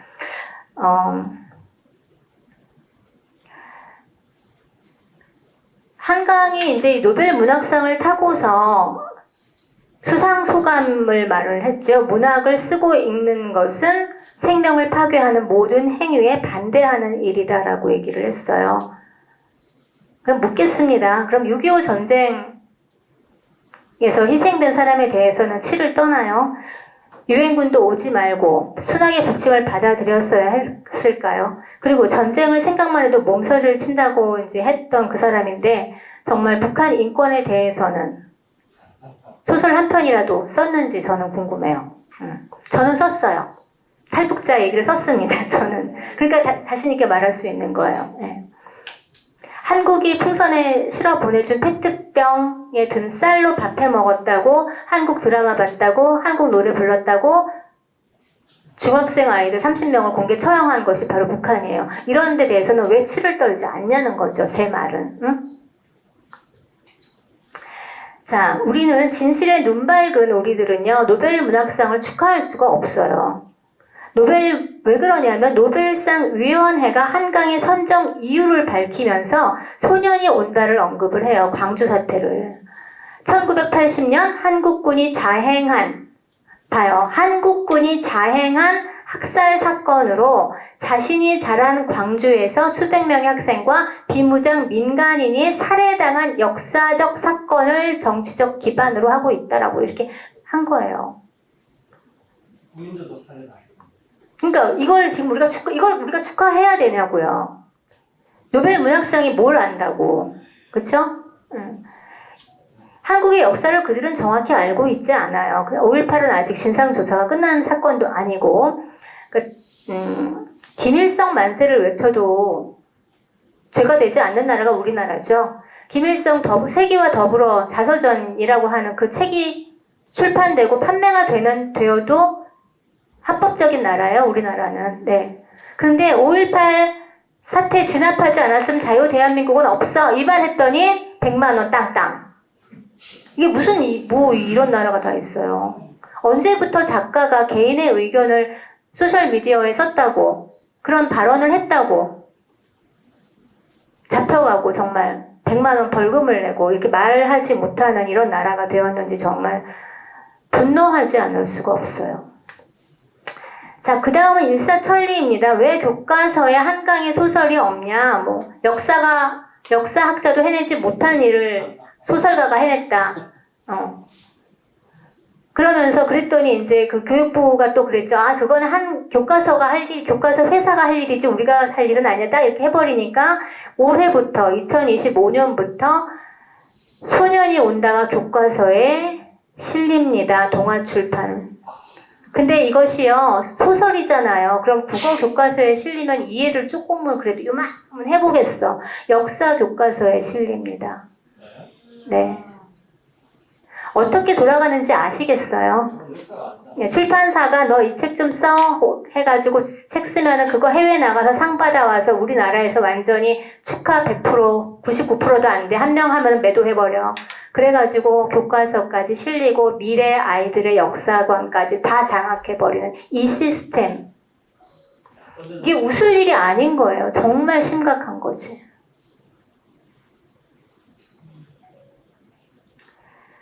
노벨 문학상은요, 작가가 열심히 노력했다고 좋은 작품이니까 받는 상이 절대로 아닙니다. 그렇게 노력하면서 좋은 작품 쓴 세계의 유수한 작품들, 작가들, 노벨상 못하는 사람들 많아요. 이따 한번 보시겠습니다. 자, 그런데 노벨 문학상이 국가적인 축하할 일이라고 난리를 쳐서 우리나라 그러면은 독자의 그 수준은 어느 정도냐? 2023년 한국인 연평균 독서량 3.9권입니다. 1년에 3.9권 읽어요. 4권도 안 읽어요. 그 중에 소설 몇 권 읽었겠어요. 그 반면에 2020년 좀 차이가 나긴 합니다만 미국인은 월 평균이에요. 연평균 아니에요. 월 평균 6.6권이에요. 일본 6.1권이에요. 월 평균이요. 그럼 1년이면은 70권, 80권 이런 얘기죠. 우리나라는 4권도 안 되는데. 이런 나라에서 노벨 문학상 탔다고 전 국민이 축하할 만하네요. 그렇죠?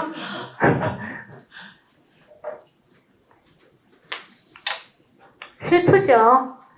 그거 탔다고 교보문고 451배 판매량이 급증했고요. 1위부터 10위까지 한강 소설로 도배했고요. 작발하지 않는다 3,422인가? 네. 이게 정상이에요, 여러분. 그리고 중요한 거는 산 다음 다 읽었을까요? 3.9권 읽는데 그런 독서 수준으로 뭐 한강 소설이 그렇게 어려운 건 아니지만 네. 노벨 문학상 제가 글 쓸 때 한강이 받은 이유는 선풍기 돌렸을 거다 제가 그랬거든요. 선풍기 돌려서 한강이 받았을 거라니 그것 때문에 또 이제 한참 또 몰매를 맞았는데 왜 그랬냐 하면은요. 왜 어떤 의미였냐면 여기 한번 보세요. 2014년, 13년, 이제 15년, 16년, 17년 이렇게 되는데 여자, 남자. 그쵸? 그리고 대륙을 돌아가면서 줬어요. 아시아 대륙, 유럽 대륙, 아프리카 대륙, 아메리카 대륙 돌아가면서. 그게 2000년도 들어서면서도 거의 됐거든요. 제가 사실은 노벨 문학상을 다 이렇게 수상을 하면은 다 찾아서 읽었는데 어느 순간부터 이게 수준이 이게 아닌 거야. 그러면서 이런 사실을 알게 됐어요. 아, 이거 아니구나. 글 잘 쓴다고 훌륭한 작가라고 주는 거 아니고 인종에 따라서 남녀 성별에 따라서 대륙에 따라서 정치적인 입장에 따라서 주는구나라고 알아버렸어요. 그리고 아까 말씀드린 것처럼 톨스토이는 옛날 사람 같죠? 근데 1901년부터 노벨 문학상이 수상이 됐는데요. 5번이나 노미네이트 됐어요. 톨스토이가. 근데 못 탔어요. 결국 못 타고 돌아가셨어요. 톨스토이가 뭐가 부족해서? 대문호인데, 세계적인 문호인데. 그 밖에도 밀란 쿤데라, 조지 오웰도 못 탔고요. 마크 트웨인, 프루스트, 톨킨, 이언 맥케언 이런 사람들 다 못 탔습니다. 한강만큼 소설을 못 써서 못 탔을까요? 아니에요. 노벨 문학상이 얼마나 정치적인데요. 톨스토이가 못한 이유가 뭔 줄 아세요? 그 당시 스웨덴하고 러시아하고 외교 문제가 되게 심각했거든요. 참아줄 수가 없었다 그래요.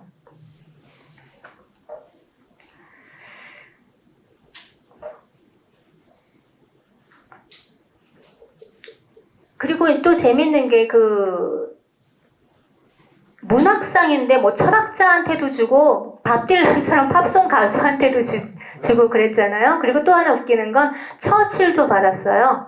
처칠은 노벨 평화상 같은 거 받아야 될 것 같잖아요. 그 당시 처칠하고 경쟁했던 사람이 누구냐면 해밍웨이예요. 코미디죠. 해밍웨이는 그 다음에 받았는데 처칠한테 뭔가 상을 주기는 줘야 돼. 그때 2차 대전을 끝내 동식을 해가지고 평화상 주기 너무 좀 노골적인 거야. 그래가지고 그때 에세이를 이제 냈는데 수필을 냈는데 수필집 그걸로 이제 노벨상을 준 거예요. 얼마나 정치적인지 아시겠죠? 네, 노벨상이 그런 상입니다. 그리고 제가 또 한 번 욕을 먹은 게 뭐냐면은 한국 동양인이 받아야 했으면 한강 대신에 옐렌커가 받아야 했다 제가 그랬거든요. 근데 옐렌커를 사람들이 모르니까 나는 너무 좋아하는 작가인데 옐렌커를 모르니까 중국 작가 옐렌커가 받았어야 했다 이렇게 얘기를 했어요. 그랬더니 이제 완전 매국노를 만들더라고요 저를. 그게 아니라 옐렌커는 남자라서도 못 받았지만 반공산주의 작가예요. 나오는 족족 공산당에 의해서 금서가 되는 작가입니다.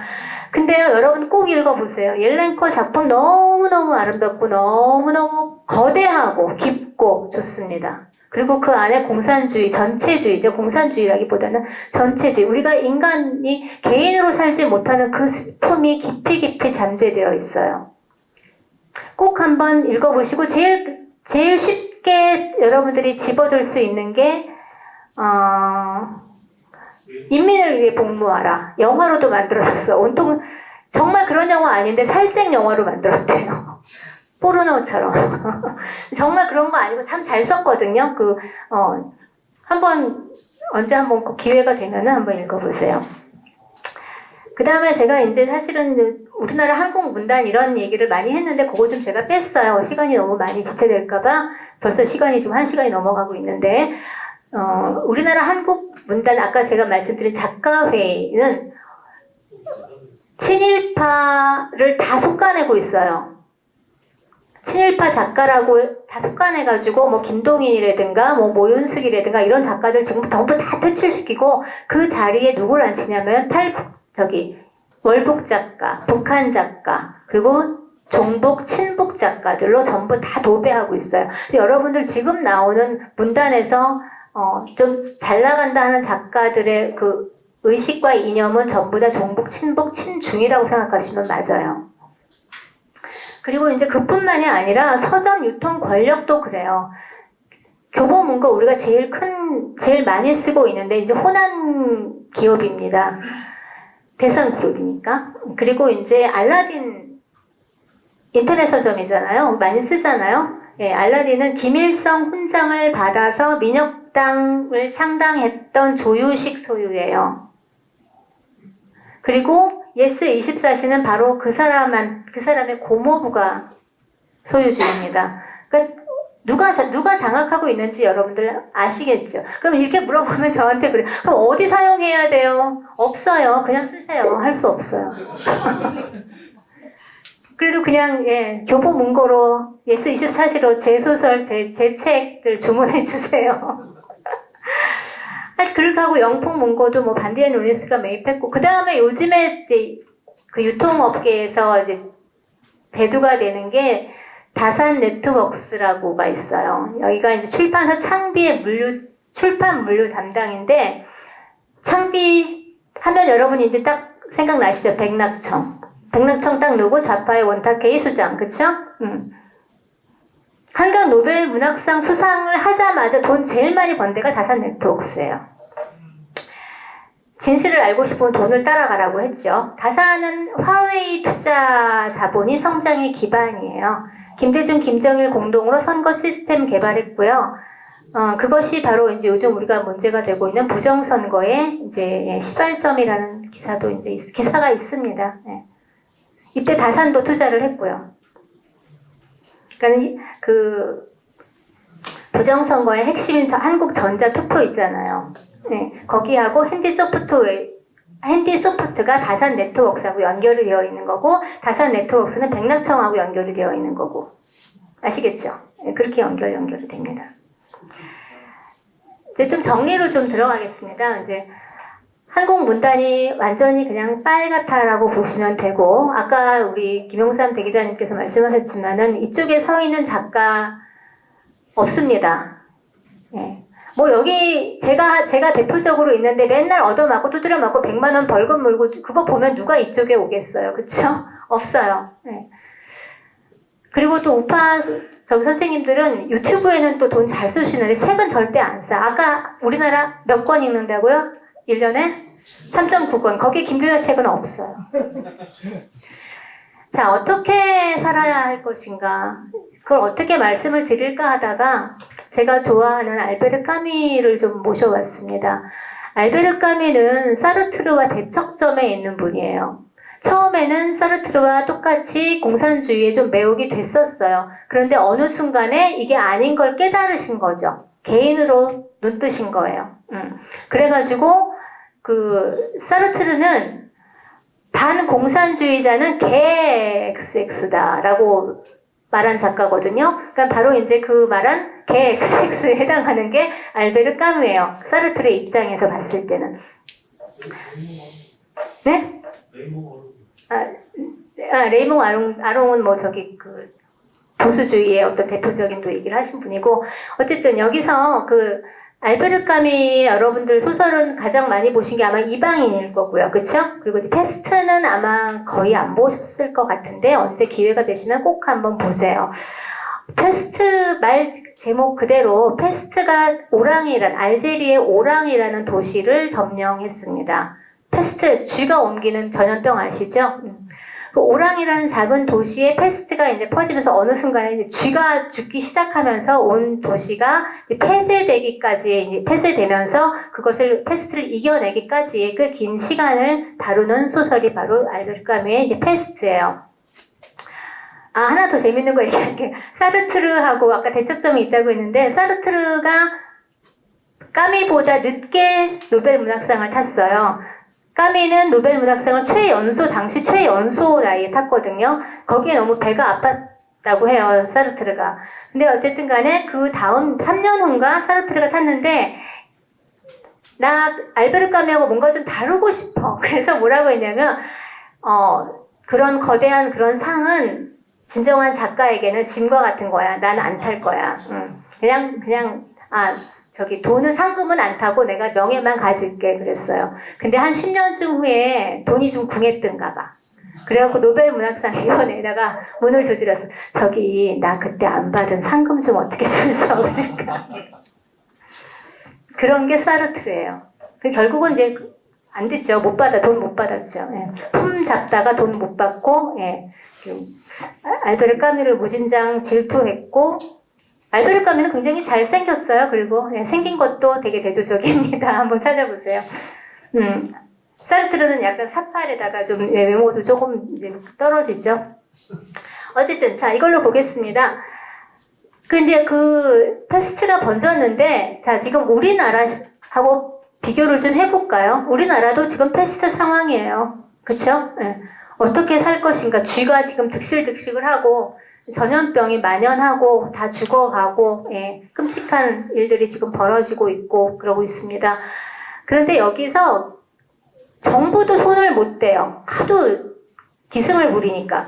그런데 이때 리웨라는 의사가 조용히 자기가 할 일을 합니다. 리웨는 의사니까 환자들을 돌보고 쥐들 청소하고 없애고 쥐가 원인인 걸 아니까 그러면서 조금씩 자기 일을 해가요. 그 곁에서 타루라는 여행객이 있었어요. 외국에서 온 여행객인데 갇힌 거죠. 오랑이라는 도시가 이제 폐쇄가 돼버렸으니까 못 나가잖아. 거기서 자기는 자율보건대를 우리 만들자라고 제일 처음 주창한 게 바로 타루라는 여행객이에요. 외지인인데. 자기는 여기서 그냥 살다 나가면 되는 사람인데. 그래서 자기가 정부가 못하니까 제가 그 일을 하겠습니다. 저에게 맡겨주십시오라고 리웨한테 와서 얘기를 해요.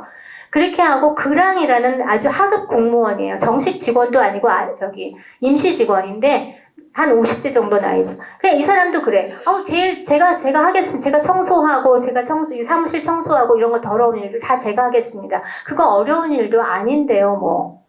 페스트가 생겼으니까 패스트를 없애는 거 너무 당연한 일이잖아요. 그게 뭐 어려워요? 그리고 여기 또 합류를 해요. 그리고 랑베르라는 기자가 있어요. 오늘 기자님도 오셨는데 랑베르는 파리에서 여기 취재를 왔다가 갇혀버렸어. 근데 파리에 이쁜 아내가 있어요. 신혼이야. 그러니까 빨리 가고 싶어요. 그래서 이 남자는 처음에 나는 이 도시와 아무 상관도 없어요. 나 빨리 이 도시를 나가고 싶어요. 나 이 고장 사람 아니에요. 해가지고 어떻게 뒷거래를 해가지고 이 도시를 빠져나가려고 애를 써요. 그리고 이제 파놀루 신부라는 분이 계시는데 여러분은 그 질병을 겪어 마땅해요. 패스트가 온 거는 여러분이 반성해야 할 시기가 왔기 때문이라고 쌤통이야 약간 이런 느낌? 너네들이 죄를 졌으니까 지금 천벌이 내린 거야 이런 문제를 해결하는데 하나도 도움되지 않죠. 그 외에도 여러 사람들의 이제 모습이 보여집니다. 제가 이런 얘기를 하는 건 여러분들은 지금 어느 위치에 있느냐는 거예요. 자, 이 사람들이요 변합니다. 이거 좀 안 보이네. 자, 리웨는 끊임없이 자기가 할 일을 해요. 사실은 리웨는 늙은 어머님도 계시고 죽음을 앞둬서 요양원에 있는 아내도 있어요. 패스트가 다 끝났을 때 아내가 죽은 지 이미 일주일이 지난 뒤였어요. 자신의 개인적인 아픔도 다 알면서 묻어두고 패스트를 없애기 위해서, 처리하기 위해서 자율보건대의 대장으로서, 책임자로서 묵묵히 그 일을 해낸 사람이 바로 리웨이입니다. 그리고 이 소설 자체가 리웨이의 시선에서 이제 글이 써져요. 타루는 결국은 패스트에 감염이 돼요. 그런데 이 사람 죽을 때까지 자율보건대를 위해서 일합니다. 뭐라고 얘기를 하냐면 나는 죽고 싶지 않아요. 솔직히 말해 죽고 싶지 않아. 그렇다고 도망가냐? 아니요. 나는 싸워보겠어요. 지는 판이라면 어차피 질 판이라면 나는 끝까지 멋있게 최후를 맞이하고 싶어요. 그러면서 끝까지 자신이 할 수 있는 일을 다 합니다. 그랑도 그래요. 그랑도 끝까지 정말 남들 하기 싫어하는 그 일을 다 해요. 다 하고는 이 사람에게 꿈이 있었어요. 소설가가 되는 거였어요. 그러면서 이제 패스트 그 기간을 겪으면서 이제 소설을 썼는데 그러면서 자신의 꿈을 위해서 다시 한번 패스트가 다 정리가 되니까 다시 한번 제가 소설을 잘 못 쓰는 능력은 잘 없지만 다시 한번 제가 소설가로 도전해 보겠어요. 라고 다시 시작하겠어요. 두고 보세요. 라고 얘기를 해요. 미래를 향해서 저는 제가 제일 좋아하는 사람 바로 그랑인데 자신의 할 일을 묵묵히 하고 자신의 꿈을 버리지 않고 자신의 꿈을 향해서 끝까지 나아가는 사람. 그리고 랑베르가 정말 대단한 변화를 일으키는데요. 뒤로 어떻게든 그 도시를 빠져나가려고 했던 랑베르는 어느 순간에 이 자율보건대 사람들이 일하는 것을 보고 감화를 받고 자신 스스로 이제 깨닫는 거예요. 혼자만 행복해지는 건 부끄러운 일이잖아요. 나는 떠나지 않겠어요. 여러분과 함께 하겠어요. 이 사건은 우리들 모두와 관련된 일이니까요. 대견하지요. 랑베르가 이렇게 변해서 같이 이 자율보건대를 일합니다. 파넬로 신부도 그냥 기도하고 너네 이제 천벌 받은 거야. 이게 아니라 기도 말고 더 실질적인 우리를 한데 묶어줄 수 있는 실질적인 일을 하는 것이 중요하다면서 자율보건대를 위해서 같이 일을 해줍니다. 그런데 딱 한 사람 코타르라는 사람이 있어요. 이 사람 좀도둑이에요. 얘는요 너무 외롭고 이제 경찰이 자기를 잡으러 올 것 같고 하니까 사실은 목을 매 죽으려고 했어요. 그 순간에 패스트가 창궐을 하면서 너무 이제 도시 치안이 안 되니까 경찰이 얘를 잡을 여력이 없는 거예요. 그래서 살판이 납니다. 코타르는.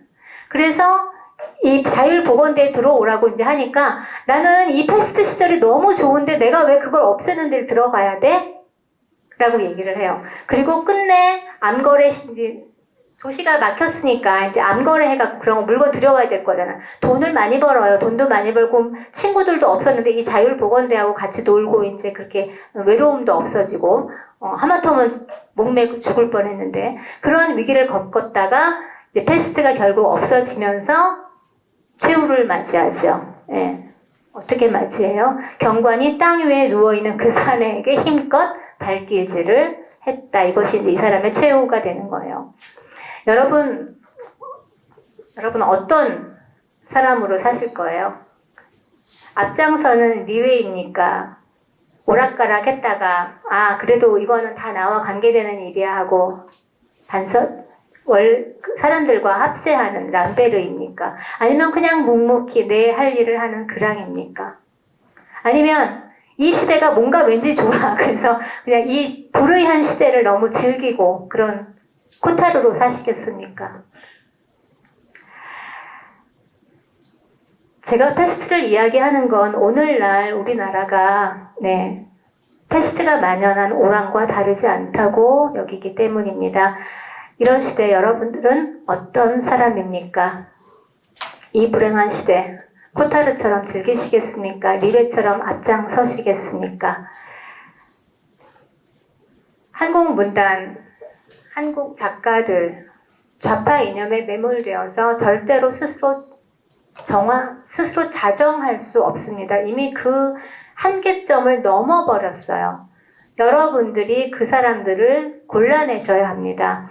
그래서 한국 문단, 한국 작가들, 이 땅에서 대한민국에서 마음껏 자유를 누리면서 살면서도 자본주의와 대한민국을 부정하는, 혐오하는 그 사람들의 작품과 작가를 여러분들께서 골라내시고 이 나라는 죄다 썩었어 라는 그런 외침 대신에 대한민국을 사랑하고 존중하고 아끼고 발전시키고 그런 생각을 가진 작가와 작품들을 골라 읽어주세요. 작가의 모든 활동이 정치적일 수밖에 없다는 조지 오웰의 말은 너무나 옳습니다. 그러나 정치적인 것과 정치 선동에 앞장서는 것, 그것은 너무나 다릅니다. 하지만 너무 오랫동안 너무 깊이 독자의 의식과 우리 사회를 부패시켜온 현재의 문화 권력은 너무나 벌겋게 지금 현재 물이 들어 있습니다. 얼마 전에 제가 책을 냈습니다. 6년 동안 연재했던 칼럼을 묶어서 소설로 읽는 세상을 책을 냈는데요. 286편의 작품들, 중복되는 게 몇 작품이 있는데 그거를 해서 286편을 썼었고 책에는 271편이 들어가 있습니다. 제가 책을 팔려고 얘기를 하는 게 아니라 시대 성찰과 이제 광장의 항거가 필요해요. 저 광장에 나가서 으쌰으쌰 하고 여러분들 그거 필요합니다. 그렇지만 우리는 문화에 너무나 무지해요. 여러분들 모여서 이재명 문재인 나쁜 놈 이렇게 그것만 하지 마시고요. 앉아서 사르트르도 얘기하시고 우리 패스트도 같이 얘기하고 문화적인 수준을 좀 확 끌어올려서 그렇죠? 271편의 이야기를 안 읽어도 읽은 척 제가 줄거리도 써놓고 작가 소개도 해놓거든요. 여러분들 이렇게 보시면서 같이 친구들하고 수준 높은 대화도 한번 하셨으면 좋겠습니다. 그래서 교양 있는 사람으로 성장하셔서 우리의 미래, 우리나라 잘 이끌어 주시고 자유대한민국 국권이 세워서 세계로 뻗어나갈 수 있도록 잘 만들어 주세요. 제가 칼럼을 쓸 때 펜앤마이크의 칼럼을 제일 먼저 썼는데 그때부터 외치는 구호가 있습니다. 깨어나라 개인이여, 일어나라 자랑스러운 대한민국이요. 그런데 앞에 그 방송 보셨던 것처럼 거기다가 자랑스러운 대한민국이 앞에 자유를 제가 붙입니다. 운율이 조금 늘어지긴 하는데 어쨌든 붙여야 될 것 같아요. 자랑스러운 자유 대한민국이요. 여러분하고 마지막으로 그 이야기, 그 구호 한번 외치면서 끝내고 질문, 이야기, 토론회 한번 계속해 가겠습니다. 자, 제가 깨어나라 그러면 여러분은 개인이요 하고 일어나라 자랑스러운 제가 그러면 여러분들은 자유 대한민국이요. 아시겠죠? 네, 다 같이 한번 큰 소리로 외쳐봅시다. 깨어나라! 일어나라! 자랑스러운 자유 대한민국이요. 오케이. 네, 수고하셨습니다.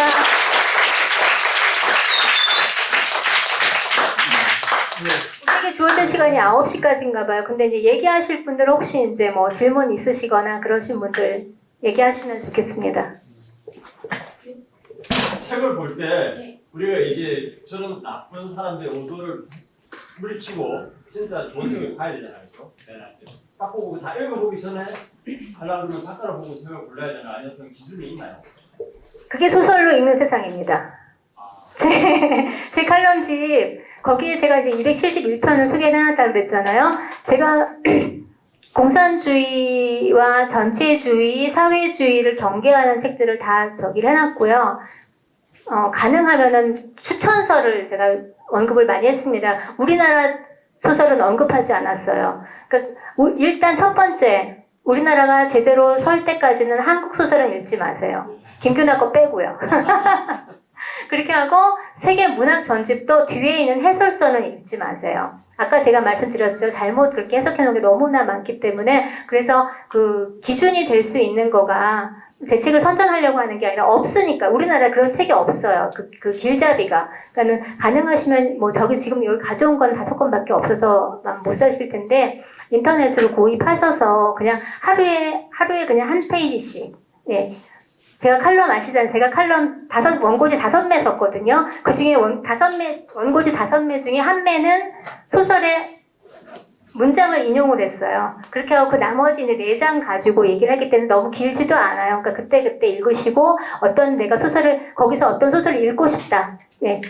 읽으시고 작가에 대해서도 공부해 보시고 그러면서 조금 더 교양 수준을 확 끌어올리셨으면 좋겠습니다. 감사합니다. 감사합니다. 네. 질문하는데 꼭 하나 언급하고 싶어요. 네.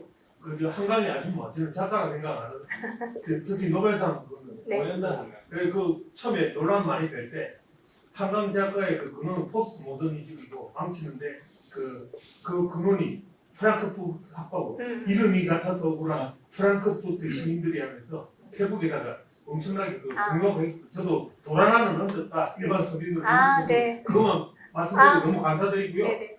그다음 제가 질문하고 싶은 건 그 에세이스트로 출발하시더라고요. 네. 잘 모르겠어요. 영문학 전공하시고. 그럼 그 전에는 어떤 책 읽으셨고, 그럼 저한테는 전설이거든요. 그럼 부산일보에다가 조선일보까지 있거든요. 맞아. 저는 와 진짜 지금 그 서울대 하버드 가는 것도 되게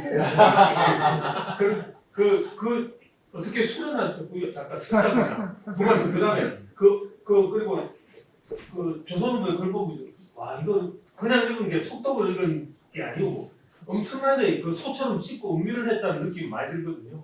그렇게 읽었는데 그 어떤 책을 그 연도별로 좀 읽으세요. 작가가 되기 전하고도 작가가 되기 전하고 조선일보 그 연재하시는 분 어떻게 읽으셨는지. 저는 제가 작가가 되고 싶었던 거는 고등학생 어렸을 때부터긴 했었어요. 근데 그때 소설을 쓸 생각은 못했고 그냥 죽기 전에 내가 죽으면 무덤에 그냥 내 책 몇 권을 쌓아놔야지 이런 생각을 했었거든요. 그리고 영문학 전공하고 한 10년 동안 임시교사로 근무했어요. 학교에서 근무했어요. 그때 그냥 책을 좀 이것저것 많이 읽었는데 그때는 사실 한국 소설을 많이 읽어요. 그때 한강 작품도 많이 읽었고 뭐 공지영, 전경이나 아까 제가 언급했던 그러면서 이제 뭔가 답답했던 것 같아요. 그러다가 이제 저는요 영문학을 전공을 했지만 국문학을 전공하진 않았잖아요. 그래서 정말 여러분에게 혹시 작가가 되고 싶은 분이 계시면 용기를 가지시라는 게 저는 정식으로 그런 문학 수업을 받지 않았고요.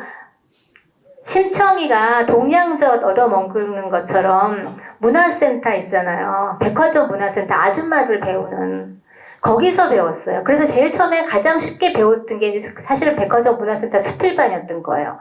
그랬는데 수필을 쓰다 보니까 있던 사실만 원고지 한 몇 매 안에, 그쵸? A4 용지 한 장 반 내에서 써야 되는 거잖아요. 답답한 거야. 뭔가 내 안에 거가 다 안 담기는 것 같아요. 그래가지고 그 다음 공부한 게 드라마였어요. 드라마 교육원을 한 2년 다녔어요. 근데 2년을 다니면서 그때도 못했던 게 이것도 내 옷이 아니라고 생각했던 게 드라마는 나 혼자 쓴다고 완성되는 게 아니에요. PD하고 맞아야 되고 연기자들이 있어야 되고 그쵸? 예, 수많은 사람들이 같이 협업을 해야 되는 거라 이렇게. 그래서 마지막에 이제 소설을 만났는데 그것도 이제 백화점 문화센터를 다니면서 배웠던 거예요. 그래서 여러 작가들한테 배웠던 게 아마 도움이 됐던 것 같아요. 저한테는 타고났습니다. 그랬을까요? 그냥 네. 그래서 저는 사실은 저기 박완서 선생님보다 더 늦게 등단했어요. 박완서 선생님이 41에 해널에서 43에 등단했거든요. 그러니까 앞으로 여러분들이 키워주시면 또 하나의 전설이 될지도 몰라요. 감사합니다. 아, 그리고 아까 서울대 하버드보다 더 낫다고 그랬는데 2006년에 부산일보로 등단을 했는데 그때가 거의 한 300대 1이었어요. 네, 그리고 그 다음에 근데 아무도 안 알아주는 거야. 그래서 지방일보라 그런 거 해갖고 조선일보에 다시 다음 해에 했는데 그때 700대 1이었어요. 네, 그러니까 1000대 1로 된 거죠. 근데 문단에서 안 알아줬어요. 서로 빨리 해야죠. 아, 그렇게 되나요? 시민방문에 아, 그렇습니까? 하여튼 뭐 저는 그냥 1000대 1로 됐다. 근데 네, 그런데도 문단에서 그 당시 아까 제가 말씀드렸던 것처럼 그 당시 문단은 문법 파괴, 스토리 파괴, 예, 소설을 완전히 파괴하던 그 시절에 제가 가가지고 평론가들이 너처럼 소설 쓰는 애들은 요즘 없어 해갖고 완전히 전 제껴버렸어요. 그래가지고 그랬죠. 그래도 불구하고 열심히 서서 이제 장편 2편 쓰고 단편 1편 내고 하실 그랬습니다. 때 미모로 하신 거 아니에요? 뭐 드시고 싶으세요? 고맙습니다. 질문. 네, 창작을 하시는 작가님한테 질문을 하기에는 좀 외람될 수 있는데 이런 그 페스트에 나오는 이 인물들을 소개하는 것처럼 저도 많이 고민을 해봤는데 저는 이 좌파들이 장악한 한국의 문화 예술계를 한 방에 뒤집을 수가 없잖아요. 워낙 우파라던가 진실을 얘기하고 싶은 사람들이 수도 적고 그런데 이제 그 좌파들이 이용하는 프로파간다 같은 거는 아까 말씀하신 것처럼 진실을 거질로 꾸며내서 만드는 게 프로파간다인데 저희 같은 경우는 프로파간다는 아니지만 그들이 사용하는 프로파간다의 도구를 그 선동의 도구를 이용할 수는 있다고 생각해서 조금 배우고 싶은 마음이 있거든요. 근데 그런 부분에 있어서 AI를 창작의 도구로서 사용하시는 건 어떻게 생각하시는지? 저는 그거는 시대가 변하고 있기 때문에 저도 AI 사용합니다. 네, 칼럼 쓸 때도 AI 걔가 쓰는 거 마음에 안 들어요. 네, 아직 수준이 아직 더 낮기 때문에 하지만 제가 어떠한 이런 얘기를 쭉 한번 잡아가지고 여기서 좀 보충하고 싶은 거 있니? 하고 물어보고 제가 도움을 받기도 해요. 저는 그래서 AI는 앞으로 우리가 같이 가야 할 어떤 도구인 것이지 우리가 배척해야 할 건 아니라고 생각해. 창작자들조차도 네 긍정적으로 사용하세요. 되게 시간을 빨리 단축해 네네 네네 긍정적으로 사용하세요. 네.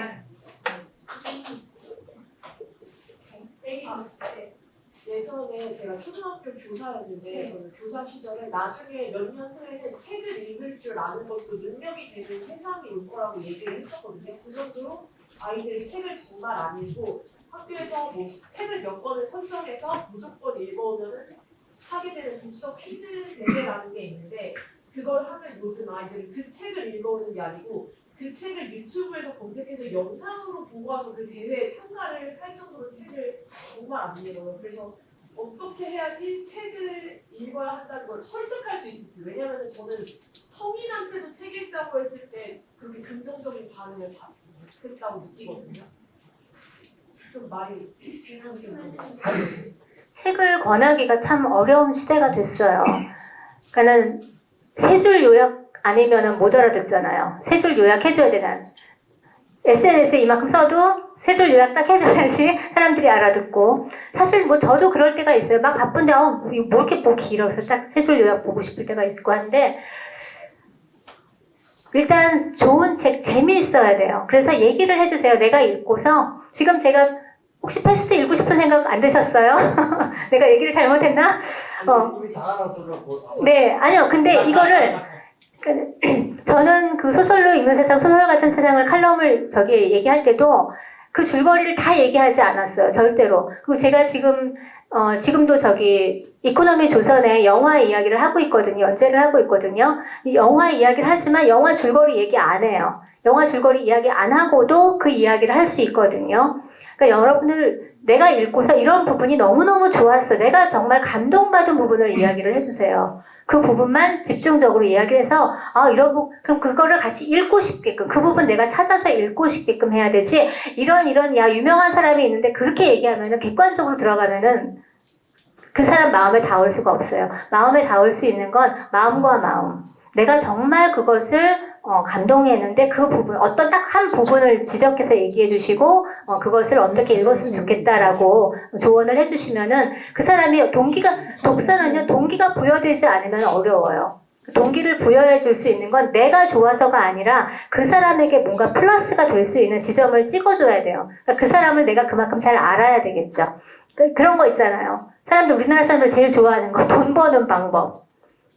그 사람은 돈을 벌고 싶거든. 우리나라 자본주의 싫어하는 사람들, 부자 싫어하는 사람 손들어봐. 요즘 그거 돌아다니는데. 부자 싫어하는 사람 손들어봐. 다 손들어. 부자 되고 싶은 사람 손들어봐. 다 손들어.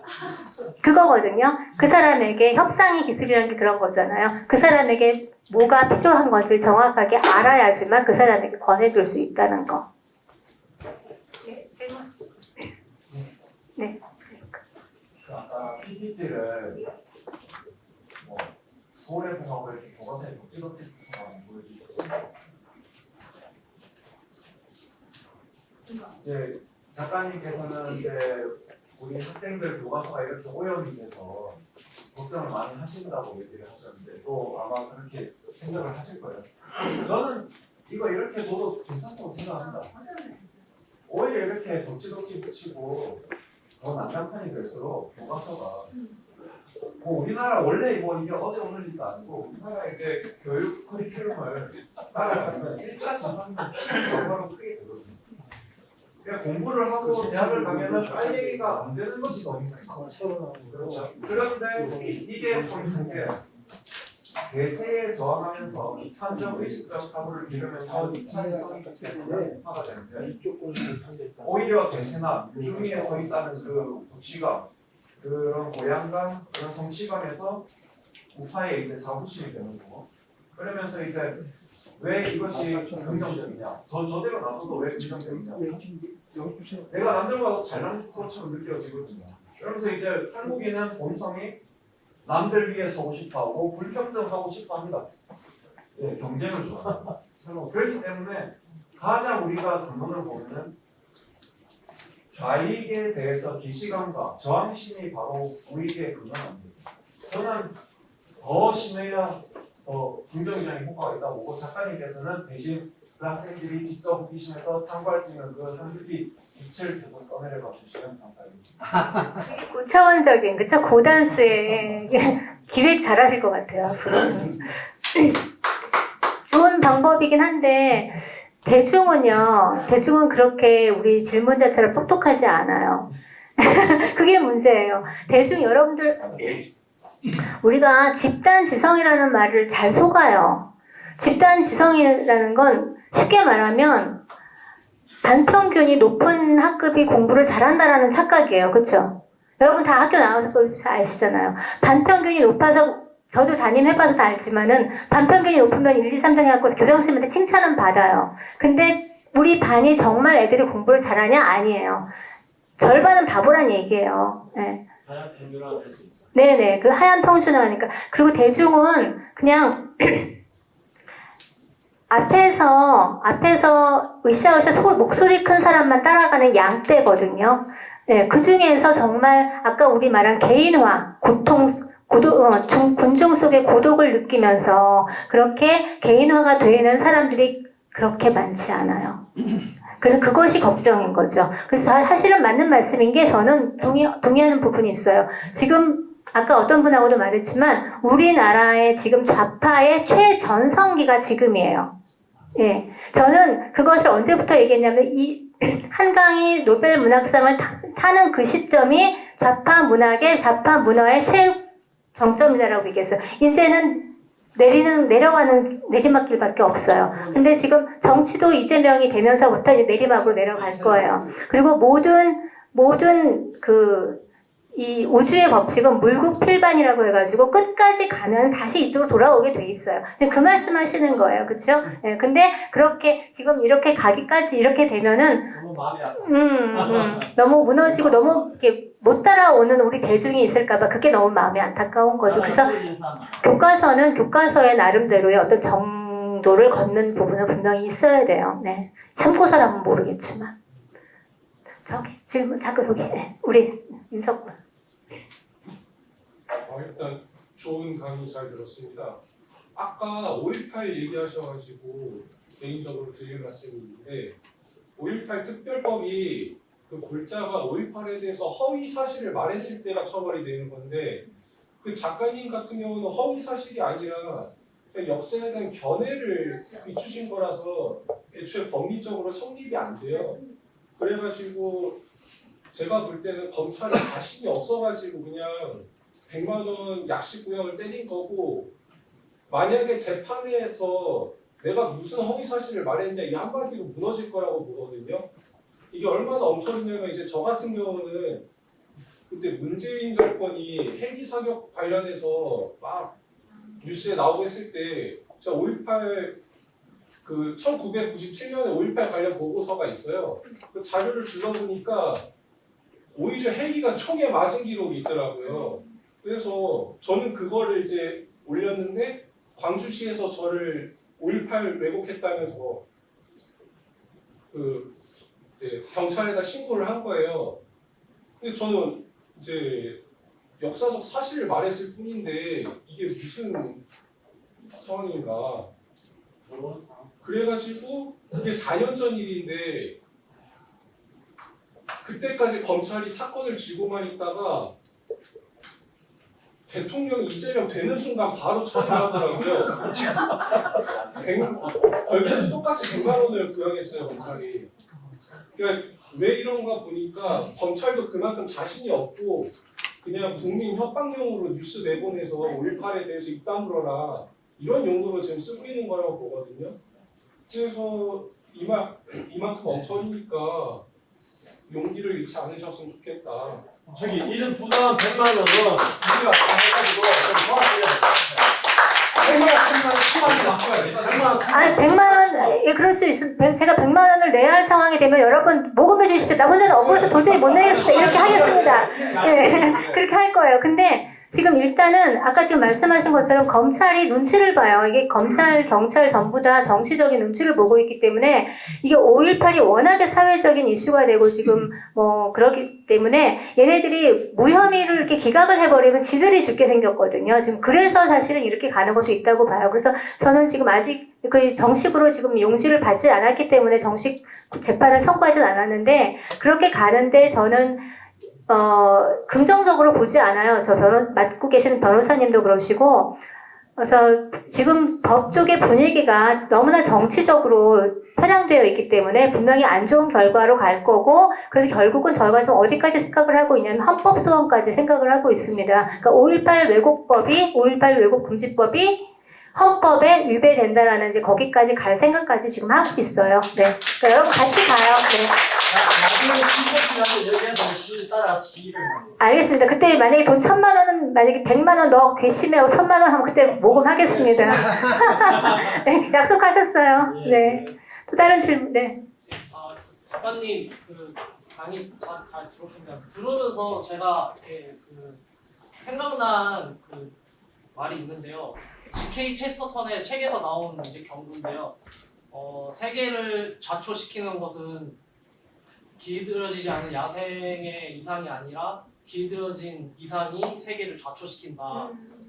어쩌면 작가님이 길들여지지 않은 야생의 이상이 되고 그 아까 말씀하셨던 보수 이제 작가분들이 이제 길들여진 이상이겠죠. 어떻게 하면은 그런 강단을 가지고 이렇게 나갈 수 있을까요? 이게 팔자인 것 같아요. 나도 이렇게 되고 싶지 않았어. 저는 정말 누구 앞에 서는 거를 해본 적도 없고요. 물론 이제 학생들 앞에서 10년 동안 섰고 뭐 이런 거 있었지만, 제가 이렇게 정치적인 얘기를 하고 누군가에게 이렇게 집단 포화를 맞거나 또 거기에 맞서서 얘기를 할 거라고는 정말 상상도 해본 적도 없고요.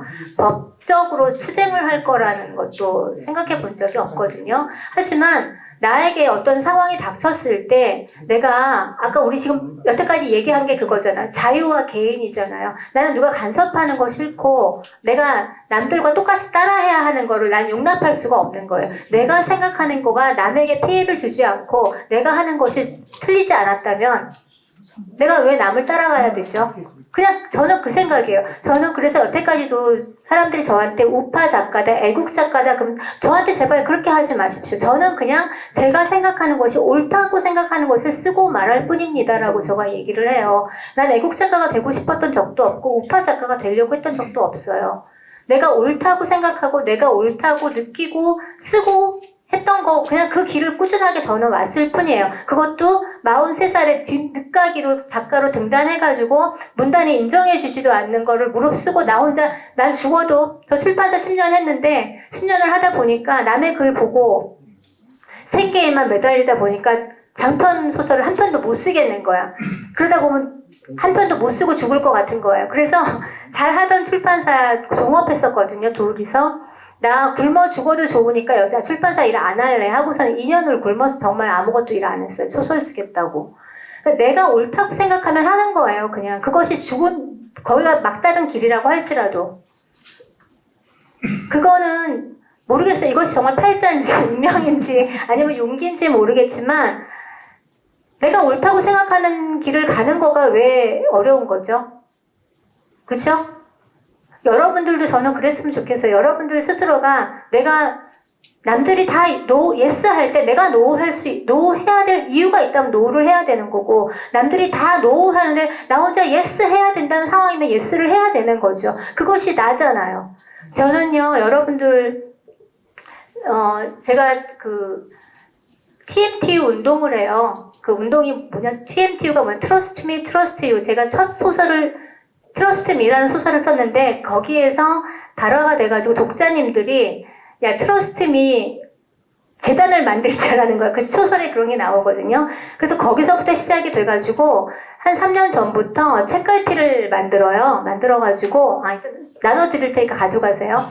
네, 책갈피 해가지고 너를 믿고 나를 믿고 우리 같이 믿는 신뢰 사회를 만들자. 네, 그런 운동을 하고 있습니다. 그러니까는 그렇게 남 눈치, 다른 사람에게 피해를 주지 않는 이상 내가 나의 목소리를 내고 내가 나로서 존재하는 거에 우리 너무 두려움을 갖지 말았으면 좋겠어요. 네. 출판사 컨택은 어떻게 하시는지 여쭤보고 싶습니다. 출판사 컨택을 할 수가 없어요. 우파 작가에게 책을 내줄 출판사는 없습니다. 왜냐하면 돈이 안 돼요. 책이 안 팔려요. 아까 얘기했잖아요. 우리나라 책 1년에 3.9권인데 그중에 우파들은 책 안 읽으세요. 책은 광장에 나가서 이거는 하는데 책은 안 사세요. 저 유일한 우파 작가라고 하는데 안 팔려요. 네. 그래서 근데 비봉 출판사가 있었고요. 네. 박기봉 사장님이 근데 하셨는데 제 대한민국의 시계는 거꾸로 간다. 제 체리 레몬 칵테일 소설을 내주셨어요. 우파 대표적인 출판사였는데 지금 연세가 너무 많으셔서 문을 닫으셨어요. 그리고 이번에 소설 읽는 세상을 양문 출판사에서 내줬거든요. 양문 출판사는 지금 이 순간을 살아라라는 책을 냈던 출판사인데 돈 못 벌 거 알아요. 근데 그분 우리 한 우파 문화인 10,000명 만들자라는 운동 하시는 분이에요. 그래서 그분이 손해 감수하고 내주신 거예요. 그리고는 그 외에 몇 개 조그만 아주 군소 몇 개 있는데 없다고 보시면 돼요. 그래서 저는 출판사를 고르지 못해요. 김 대표님 나 이번에 내줘 그러면은 아니 원고 주세요 이렇게 되는 거죠. 저희는 창비, 문동 이런 데는 낼 수 없어요. 안 내줘요. 제가 좌파 출판사 대표 몇 명 이렇게 아는 사람이 있는데 걔네들은 아예 까놓고 그래요. 우리는 사상 검증하고 책 내줘 그래요. 네. 김일성 만세 불러봐. 진짜로. 제가 대신 질문 하나 드리겠습니다. 네. 오늘 작가님 강좌를 드리니까 한숨만 나옵니다. 요즘 우리 세상을 보니까요, 자유로부터의 도피라는 책이 생겨나요. 우리가 자유를 말할 수 있는 자유마저 박탈당한 이런 현상이 이제 벌어졌는데 왜 요즘은 이 작가들이 자유에 경도됐는지 전부 다 좌파에 경도됐는지 그리고 전부 다 쓰는 것 자체가 좌파를 풍미하는 이런 것이 인기를 끌고 있는지 그 원인은 과연 뭘까 하는 생각을 해보게 됩니다. 저는 내 나름대로 생각해 보면은 이 국가가 상당히 거기에 도움을 주는 게 아닌가 생각합니다. 그 근거로서 우리 이 예술을 총괄하는 부서가 문화체육관광부에 그 대한민국 예술원이라고 있습니다. 그런데 그 예술원은 그 문화체육부 장관의 그 지위를 받도록 되어 있거든요. 근데 지금까지 보면은 김대중이라든가 노무현이라든가 문재인 지금까지도 또 이재명이 나와 있겠죠. 장관들이 아까 얘기했던 도정환이라든가 이런 사람들 전부 다 장관을 해왔어요. 예술원 자체에 대해서 그 가입했던 그 소설이라든가 예술인들한테 엄청난 지원을 해주고 있거든요. 또 경도가 전부 다 그쪽 사상이니까. 그러다 보니까 우리가 제도적으로 시스템적으로 이런 경향으로 많이 흘러가는 하는 원인이 되지 않을까 한번 생각해 봅니다. 그럼 작가님께서 우리나라가 왜 이렇게 좌파 쪽을 그 문학을 하게 됐는지 한번 원인이 있다면 말씀 좀 해주시고 고맙겠습니다. 아까 제가 우리나라 계보 말씀드렸잖아요. 그렇죠? 그런 소설을 쓰지 않으면 출판을 안 해줘요. 키워주질 않고요. 제가 그때 그나마 2006년에 김원일 선생님이 저를 심사를 해주셨는데 그때 저한테 하신 말씀에 뭐라고 했냐면 마당 깊은지 김원일 선생님 아시죠? 소설가에. 소설은 그렇게 쓰는 거야 라고 저한테 칭찬을 해주셨어요. 서영원 선생님이 조선일보 심사 보셨거든요. 그때 저한테 뭐라고 했냐면 여태까지 어떻게 소설가가 되지 않고 살았냐고 하셨어요. 굉장한 칭찬이죠. 그런데 문단 내 한국 작가 회의에서는 저를 완전히 밟아버렸거든요. 네. 그러니까 뭐냐면요. 이 문단이 지향하는 이념, 종북, 친북, 김일성, 중종, 그렇죠. 그런 이 사회 아까 지금 제가 계보 쭉 말씀드렸을 때 사회 분노 불안 조장하고 그렇죠? 공포 조장하고 뭐 가부장제 부정하고 페미니즘 그 시대마다 그 주제가 있었거든요. 거기에 부합을 해야 되는 거예요. 저는 그것이 여러분들은 대체적으로 그런 사람들이 그걸 썼기 때문에 그게 유행이 된다고 생각하는데 아니에요. 어떤 목적이 그 시대에 있어요. 그래서 그런 것을 쓰는 사람만이 작가만이 등단이 되고 상을 받고 이상문학상, 현대문학상 괜히 주는 거 아니거든요. 그래서 이번에 이상문학상 받은 거 이렇게 좀 이렇게 뜰쳐봤는데 그것도 역시 운동권 이야기더라고요. 586. 그 시대를 벗어날 수가 없어요. 그래서 결국은 뭐 유행을 하는 것 같지만 독자들은 다 떨어져 나갔잖아요. 우리나라 독자들 소설 안 읽어요. 뭐만 읽죠? 일본 소설만 읽어요. 그나마. 그쵸? 무라카미 누구지? 하루키라든가 히가시노 게이코라든가 그런 사람들 소설은 읽어요. 왜냐하면 재밌거든요. 우리나라는 제가 단언컨대 우리나라 작가들은 그렇게 쓸 능력이 없습니다. 왜? 프로파간다에 이미 세뇌가 됐기 때문에. 저는 문단 딱 바뀌어야 된다고 생각해요. 그래서 제가 우리나라 소설을 읽지 말라고 하는 거고 저는 거기서 벗어나 있는 사람인 거고 그래서 여러분하고 이렇게 얘기를 할 수 있는 거예요. 네, 또 질문. 작가는 들어가면 사이트 들어가면요. 와 전부 이거 다 봐요. 작가라는 유튜브에 한다는 사람들이. 그래서 그러는데 그 선생님 작가님 같은 경우 제일 가는 게 풍신 양성이잖아요. 혹시 간척 사업하는 도라나면 바위 하나 큰 하나 밀어갖고 예를 들어서 옛랭커 소설 그 반죽침이 대세하고도 관계되니까 저기 요새 뭐랍니까 앱으로 통신하는 거 있잖아요. AI 통신하는 걸 방송으로 이제 짧게 모여가는 그거로 예를 들어서 랜랭커 작품 뭐 제대로 읽어보기 하고 다음 날 읽어보고 아니면 레포트 작성하게 하는 식으로 소액이라도 좋으니까 해서 그런 수업을 이렇게 그게 수업 초반에 좀 했었어요. 초반에 뭐 페스트도 하고 알베르 까미도 하고 여러 번 한 1, 2년 했었는데 그게 이렇게 문학에 관한 이야기라서 대중적일 수가 없고요. 아주 소수였고 그 다음에 일단 회비를 걷는 문제, 돈 문제가 가장 커요. 여기도 지금 저기 강의실 뭐 딴 데로 또 옮기셔야 한다고 또 이런 얘기가 있는데 어쨌든 장소가 제공이 돼야 되고 강사료가 돼야 되고 그렇죠. 그러니까 그런 여러 가지 재발적인 사항이 저 혼자 하기는 어려워요. 그래서 어떤 여건이 좀 구성이 된다거나 뜻있는 분들이 그런 걸 자료를 마련해 주시면 좋겠습니다. 시간 거의 다 됐으니까는 네 오늘 마치겠습니다. 고맙습니다.